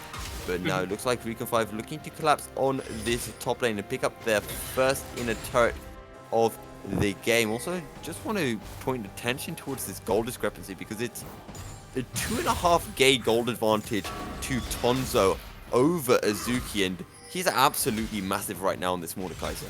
Yeah, and again, this isn't just a lane-dominant matchup where he can just beat on the Aatrox for a while. This is also a very, very good team-fighting champion with the AoE, being able to pull champions out the backside. All of that damage that he has, it's so difficult to deal with. Yeah, and the only thing that's really in favor of Team Fish Tacos right now is the fact that Piero has, you know, almost a 2k gold advantage over Yuki Bunny, but still... Yuki Bunny has that Infinity Edge, whereas Piero still needs more items to really be relevant with that wave clear, right? Absolutely. Yeah. It's going to be difficult to kind of deal with. You still need a little bit on the Sivir to get her going. Vladimir's not quite at the power spike you want him at. You probably want him one more complete item before he's really just a menace in these team fights. And of course, Jarvan bought QSS second item, which isn't a terrible idea, but he currently isn't sitting on much armor or magic resist. And so he's at least relatively squishy compared to where he could be at this point, and he doesn't have as much damage as he could if he went Black Cleaver. So he's kind of stuck in this middle ground where if he gets CC'd, he's nice, but other than that, there's really nothing he brings to the table. Sendilian looking to potentially find the train. Tonzo is here. The flash comes through. Realm of Death comes in as Chromosome will flash. They're able to get the damage off, but Realm of Death not able to find enough. It's going to be a 4-man dive. They just have to wait for these minions to push in. Drake is up, and it's going to be another Cloud Drake as the final outer turret of Team Fish Tacos will fall. Azuki will try to find the counter turret in that top lane. There's still another turret. Should be able to block that one down pretty quick. Let's make mention really quick. The final votes were tallied for the series. Who predicted who would win? I believe that the vote tallied to 58% Fish Taco and 42% towards Recon 5. So a lot of people in support of Team Fish Taco today. We'll see if they're able to pull out this win. Yeah, they have the power of the fans behind them, and we'll have to see if that can convert over onto the Rift. But things are looking pretty good for Recon 5 at the minute. They have the gold advantage, they have the kill advantage, and they have the Drake advantage. That they do. They have decent control of the game at the moment. Again, the one issue is there's no real hard engage, not tons of hard CC to work with when it comes pure team fighting. So they have to find creative ways to start fights, or they need to find ways to prevent pure 5v5s from happening if they're not comfortable doing it. Sieging isn't a bad option. A 1-3-1 isn't a terrible option, but again, Mordekaiser is very valuable in some of these grouped up fights. So if you can get flanks with him, that's also a good way to go. It's just a lot harder to pull off. you mentioned not being able to find those, those engages, but we have seen Sendilian with those flash Vanguard edges being dropped. And also, if you remember to last game where Moody, he found an absolutely insane javelin toss onto Piero's Ezreal, and then he jumped in and absolutely deleted him. So, I mean, we've talked about the poke, but there's also, the potential of just finding a little pick and just absolutely deleting someone. Yeah. And this is a team that can do that in a couple of different ways. As you said, you have Moody's Nidalee, you have Sendilian's Aurelia, you even have like the Lux and the combination with the Caitlyn ultimate. If they were to get CC'd on a trap or something of the sort, they could just be eradicated from about 3 screens away. Ooh. Yeah, and we will have to keep an eye out on that as Yuki Bunny just looking to push in this mid-wave. Get it rolling. The next break will be up in just under 3 minutes, so we might have to wait a little bit before we get our next big skirmish. Again, this is, as you said, like the calm before the storm. There's not much for any team to get. I think Team Fish Taco knows they need to slow down the pace of the game so they can get the Sivir and the Vladimir involved in these team fights. And I think that Recon 5 knows that they have a pretty good advantage. They just need to keep it and they need to press it with not overextend. Oh, Tonzo's playing really aggressive in this bot lane. The Hema play comes out. Can Chromosome find the outplay? Tides of Blood coming in. That's a lot of health regen coming in for Chromosome. Death Cross comes through. Realm of Death will buy a bit of time, but Stopwatch buys even more time. Chromosome finds the kill. But look at this. All the members of Recon 5 have made their way over to the Baron. Tonzo was a distraction, and a great distraction at that, as Azuki and Chromosomes will be able to force Recon 5 off from Baron. So good stuff from them there. Yeah, really good play. It was a good attempt there from Recon 5. I think in another 3-4 minutes, they're able to make this play happen really well. They used Tonzo as bait on the bottom side of the map, pulled in a ton of members, did give up that bounty, but certainly would have been worth it if they get the Baron, but not able to respond. Instead, they do get the TP out from 48 Chromosomes. That's not a bad option. So now if Mordekaiser is on the bottom side of the map, able to get the response from Aatrox, they can do this again, try the exact same thing. That's a big javelin toss. The dash comes in, but the Sanguine Pool will buy a bit of time. Deathscrofts can't quite find his mark. Meanwhile, Vanguard's Edge comes through. Yuki Bunny finds the kill. Chromosome still running as Piero will be able to escape. Tides of Blood will find a bit of damage. Deathgrass will get denied by the Sanguine Pool. However, look at this. Sendilian comes through from behind with a flank, picks up the kill, and this time Recon 5 will start on this Baron. Piero looking just to push in this mid-wave. I don't think they think that they can contest, so they're just going to try to get this objective. Oh, no, still comes through. The Cataclysm will just see Heimerdoodles in for nothing, and it says Baron secured for Recon 5. Yeah, they do trade the inner mid tower for it, so now they're at a certain deficit. But right now they're sitting on 3,000, over 3,000 gold. Certainly advantageous for the side of Recon 5. Now they also have the Baron push for a siege composition. That's really, really good. This is exactly what you want to see. As soon as Sendilian has Vanguard's Edge up, they are going to have tons of kill threat under the tower. This is really good. This is where Recon 5 want to be. They need to press this advantage, though. Oh, the flash coming in with the Realm of Death. Oh, that's a good flash from... Wait, it wasn't even a flash, it's just needly things. And what a play to find the kill onto Piero. We talked about this literally about a few minutes ago, that he can find these engages, and he's able to find it. The Mountain Drake is up. And right now we're going to have to see how big that wave clear is now that Piero has fallen. Yeah. Again, Sendilian and Moody have the ability to pick people off under these towers alongside this Caitlyn, who has so much range and so much damage to these towers and structures that, having Sivir down right now is big. If they're able to push down bot lane as well, this could be a pretty decent swing in the gold value of this game. They're on 4,500 now. That'll be 5,000 at least after this tower goes down. If they can find a fight, that could be really big. This is what Recon 5 needs. They have a composition that's not great at setting up their own fights, but finding picks, getting some of these advantages. They're able to find the Death's Grasp. However, Zuki will be able to escape with the help of the Black Shield. Yuki Bunny making his Yuki Bunny making his way over to this Manta Drake. It's going to be a second Manta Drake. It's going to help with their sieging attempts so much. They have the Baron buff and they will reset. And Recon 5 looking really strong right now. Not a terrible decision by Recon 5. They have quite a bit of gold in their pockets. They're able to go spend it now.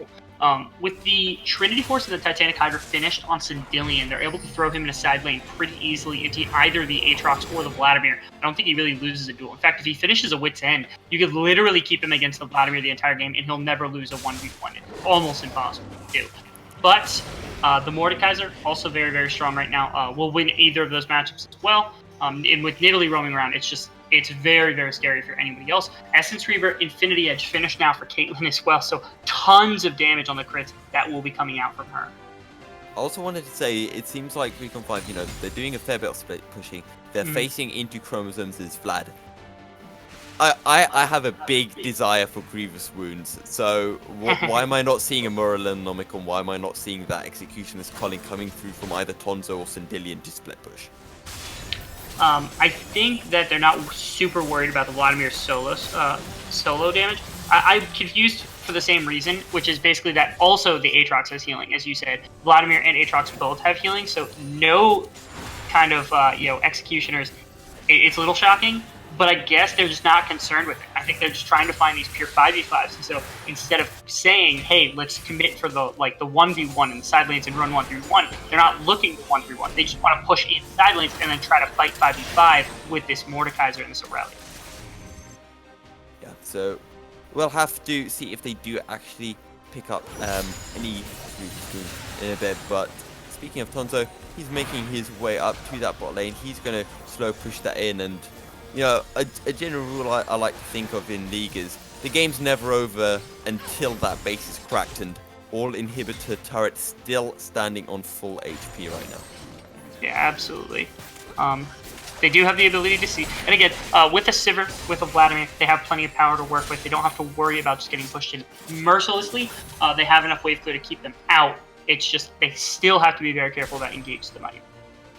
And they've got good vision control in these jungles, not allowing any members of Team Fish Tacos out of their base, starving them of that jungle experience, that jungle gold. And again, right now it's all we're gonna see on the hunt coming through. Can they chase down Hemoplague comes through. Boom Hunter is absolutely destroyed. Moody is surely going to fall. He's got the bleed effect on him. Is he going to be able to escape? Does he have the W? Yes, he is. And he will be able to escape. It's just going to be one kill coming over. And it's on Boom Hunter as Team Fish Tacos all of a sudden turning this game. And they're looking to actually crack open the base. What on earth is going on here?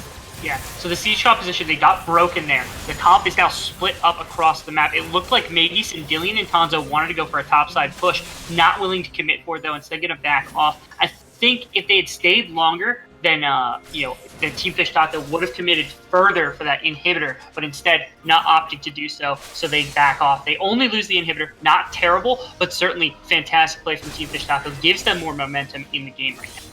The gold difference currently sitting at 6k. Before Baron was taken, I believe it was at about 3k. So it's still a 3k Baron power play, but a good turnaround nevertheless from Team Fish Tacos. And now that they've done this, it should give them a little bit of breathing room until, well, the next Baron's about to spawn in about 15 seconds. And guess what? We've got a third Mountain Drake on its way to the Rift in just over a minute.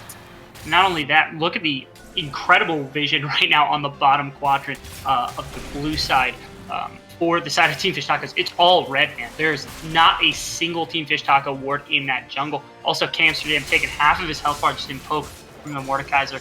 And this is just so tough to deal with. No Ocean Drake, nothing to help sustain up this Morgana. She has to back off completely. And again, they have pure vision control at the moment. They're going to have to clear out so many wards just to get near this Baron. I think they might be able to take it ahead of time.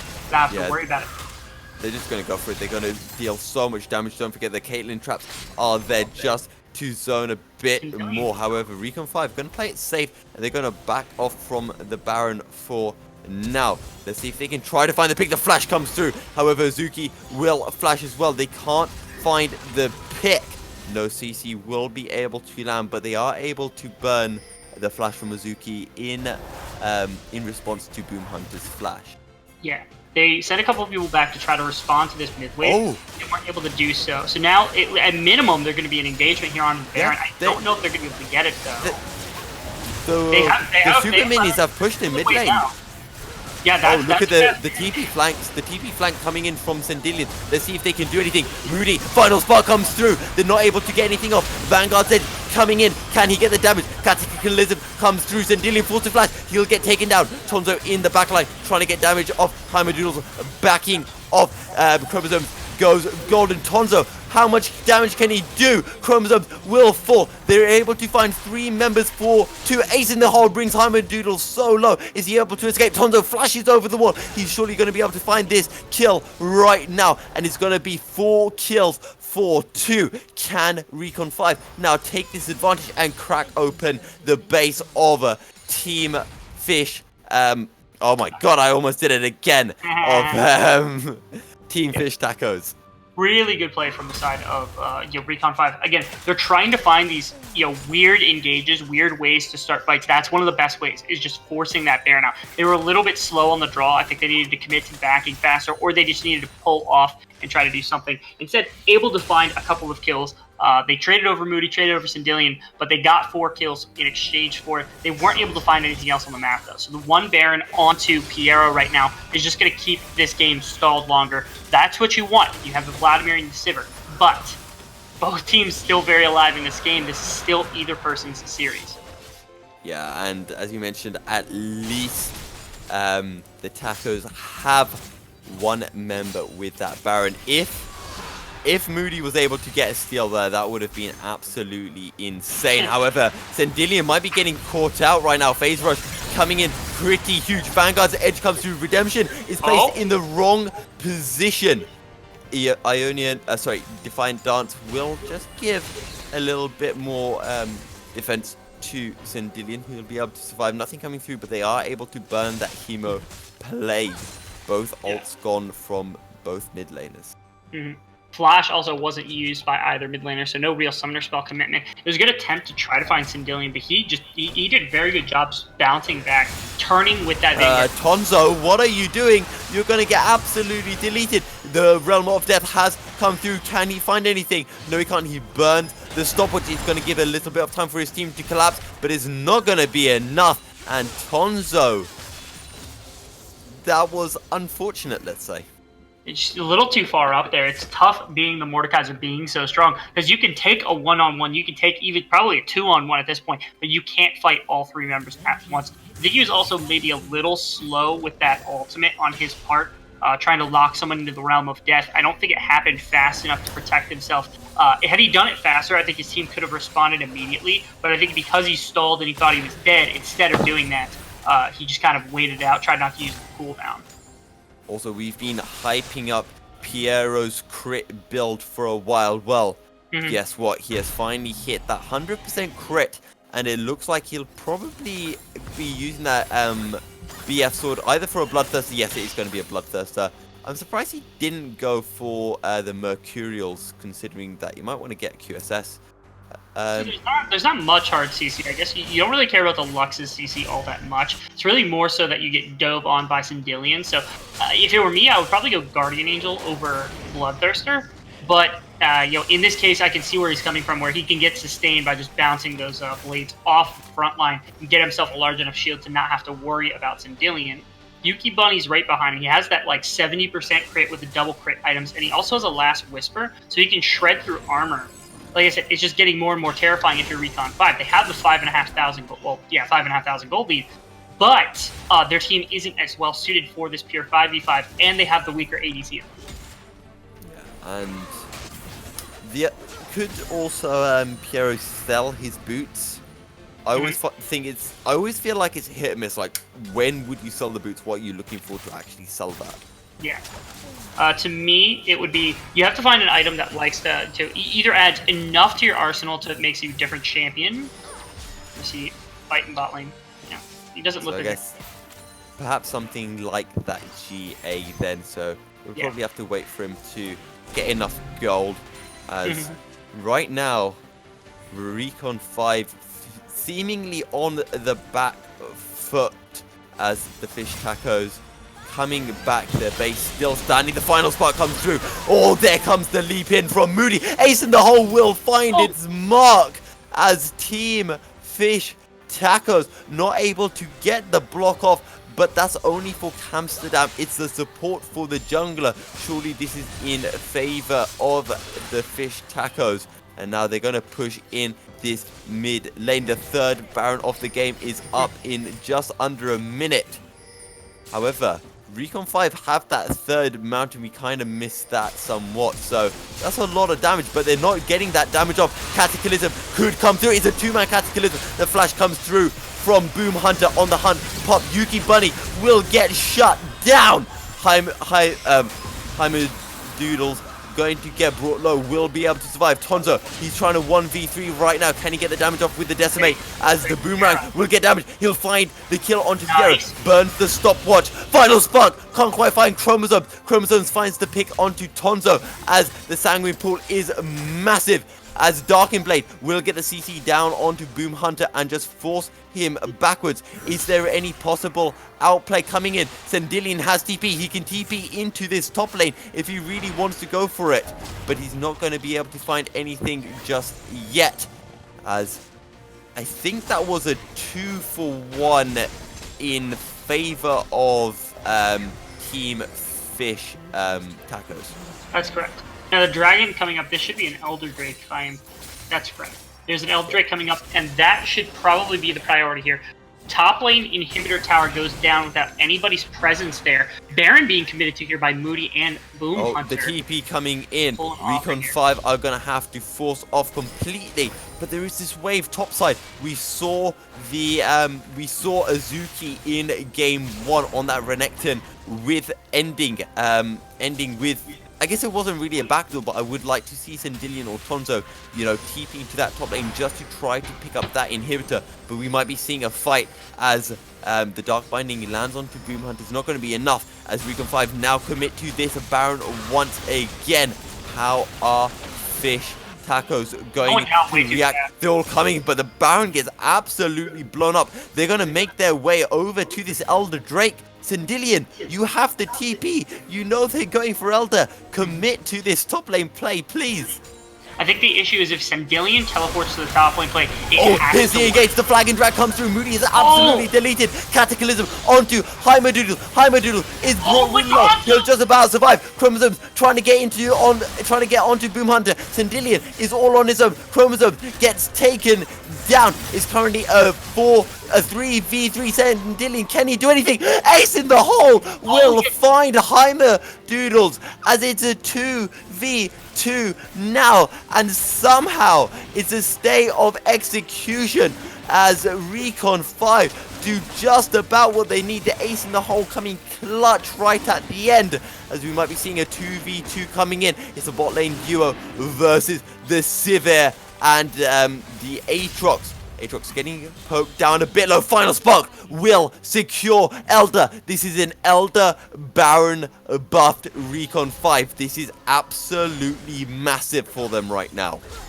Yeah, that was just about as big a fight as you could want. Even after losing Moody, like I said, this is the value of the Mordekaiser pick. He didn't get a lot in that fight. I think he only got 1 kill, even if that. But the damage he put out on 3-4 different members just completely cost Team Fish Tacos the fight. They were amazing during that. And of course, Boom Hunter doing a great job making sure Yuki Bunny was fine on the backline. He tore through everybody he walked into. It was just a fantastic job. Sendilian stalled long enough on the backline, as you said. That final ultimate, that, can't get it. The ace in the hole was able to find that last kill, and that secured them the Elder Drake now alongside this Baron buff. Caitlyn is officially online, and she's terrifying right now. And we're going to be getting this push in. Don't forget, Baron and Elder buffs on Yuki Bunny and Boom Hunter. So they have to be with those minions, of course, to get the buff. Ace in the hole will come through just to bring Amsterdam a little bit low, just so that they can now start to really shove this in while Amsterdam is forced to back. They're finally going to crack this base open from both sides of the map. Inhibitor getting taken down. The mid lane mid lane inhibitor turret is being brought low. That's all inhibitor turrets down. A second inhibitor's going to fall. Recon 5 are slowly ending this game. Team Fish Tacos need to find something. How long do they dare stall? They have Piero on that Sivir to wave clear, but their base is cracking.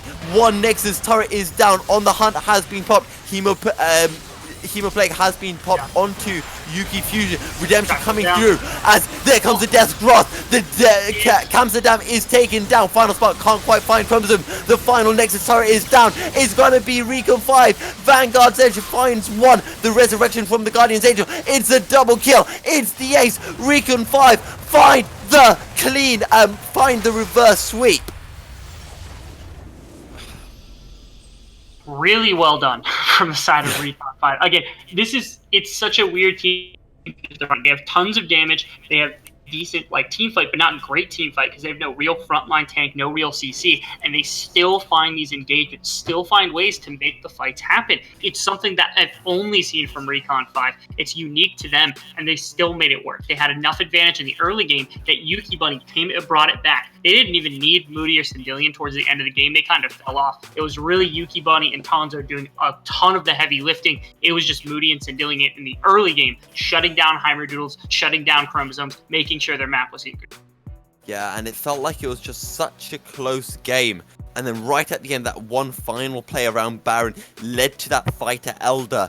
And all of a sudden, Baron Elder, and it just felt to me that Team Fish Tacos, they tried to stall out too long.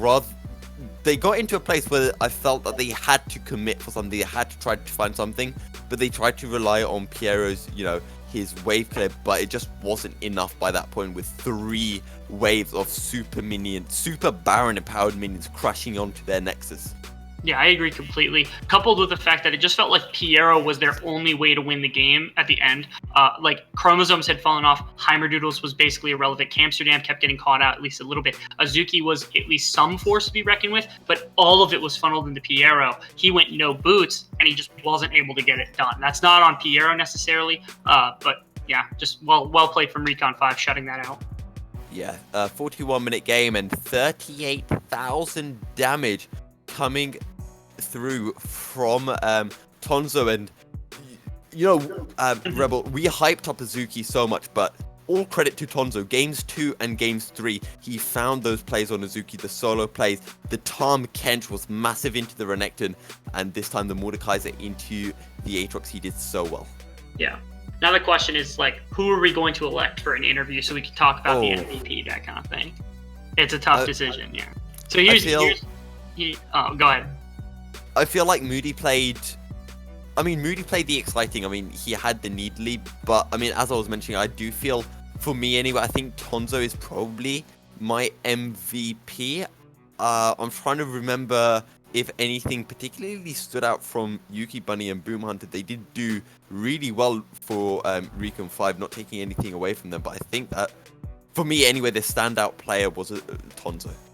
Absolutely. I really think Tonzo was at least a little bit ahead of everybody else. It was game 1, he was kind of shut out and they lost. And then in games 2 and 3, he kind of popped off and they won. So that's at least indicative of the fact that it's not pure 1-to-1, if Tonzo wins, we win. But certainly it had an effect on this series. Sindelian had really good plays all throughout. Moody had his ups and his downs, but he had some very, very nice plays. Yuki Bunny, Boom Hunter, they controlled that bot lane basically the entire, even with an 8-kill game when a 433 farm Sivir, they were still the bot lane that dictated things. I got to give shout outs to all of Recon 5 for playing well, but I do think Tonzo's play was what we had to look at here. Yeah, and actually, hello. Oh, hello. Hi, Tonzo. Hey, speaking of him, he's here. How you doing, man? Good, brother. Upset we lost the streak, but glad we took home the win in the end. Yeah. Perfectly fair. You guys came in, obviously, you're pretty much always the favorites after having that 27-game win streak, after having won last season. So coming in against an opponent like Team Fish Taco, how was the mental coming in? Were you guys still confident like always? Were you a little bit more preparation, that kind of thing? I think same as always, as confident as we are, we try to keep it at a there's like a margin where we can't really pass it, and then we start getting cocky and stuff like that. And we don't want that. We just want we want to play our game. And they played really well game one. I got to give it to them. They really fucking did. Yeah. Sorry about that. Don't worry. I'll make mention of that now. Game one, it was what ruined that win streak for you guys. You guys were, lossless for 27 games coming into this one. True. You lose game one against Fish Tacos. How did you bring it back in the series? More than anything, we were upset the streak was down. Were we worried we wouldn't win it? No. Yeah. We knew we just had to reset and play. I don't think we played our game one. We weren't looking for plays. We were playing very reactive. We let them play the game more than we should have, and we definitely changed that games 2 and 3. So definitely showed in games 2 and 3. You guys played a lot more confidently. The reason we brought you in specifically, we consider you the MVP, is because games 2 and 3, your top lane performance solo and in the team fights were very, very good. Talk to us about the Tom Kench and the Mordekaiser picks, how it kind of changed the way the lane developed. They're both incredibly strong, I'll tell you that first off. So what they wanted to do is their game plan was to tackle the weakest link, and they presumed me as the weakest link. So they gave the Renekton to Zuki, and they picked a pretty gank-heavy jungler on Jarvan, and what was the game? Game 1? Sejuani. Sejuani. And they wanted to pretty much steamroll topside and carry the game through that, and we saw that happen game 1. Now, the Tom Kench, it's a huge neutralizer as well as a really good lane bully, something that Renekton really can't take advantage of, and obviously you saw that. He got clapped this solo.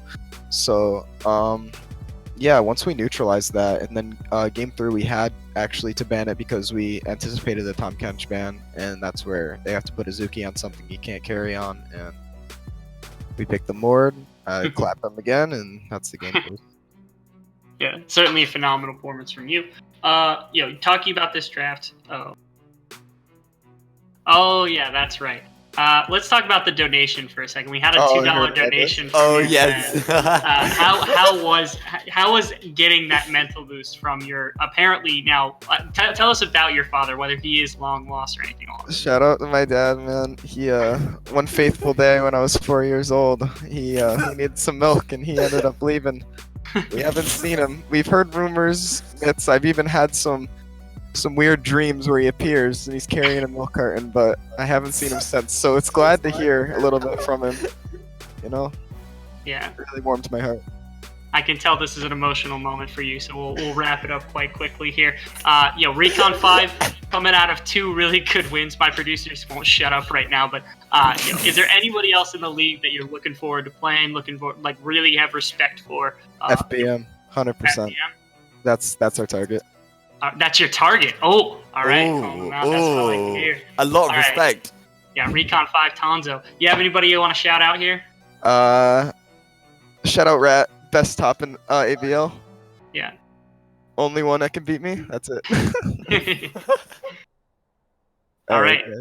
Well, congratulations on the win tonight. Congratulations to Recon 5. You might have lost the streak, but you're still with undefeated in terms of series score. You're still on top of our hearts, especially after that very nice donation from your father. Yes, congratulations. Sir. All right, thank you guys. Yeah. All right, Milky, you wanna take us out? Yeah. So there you go. An absolutely fantastic best of 3 series bid. That was actually insane.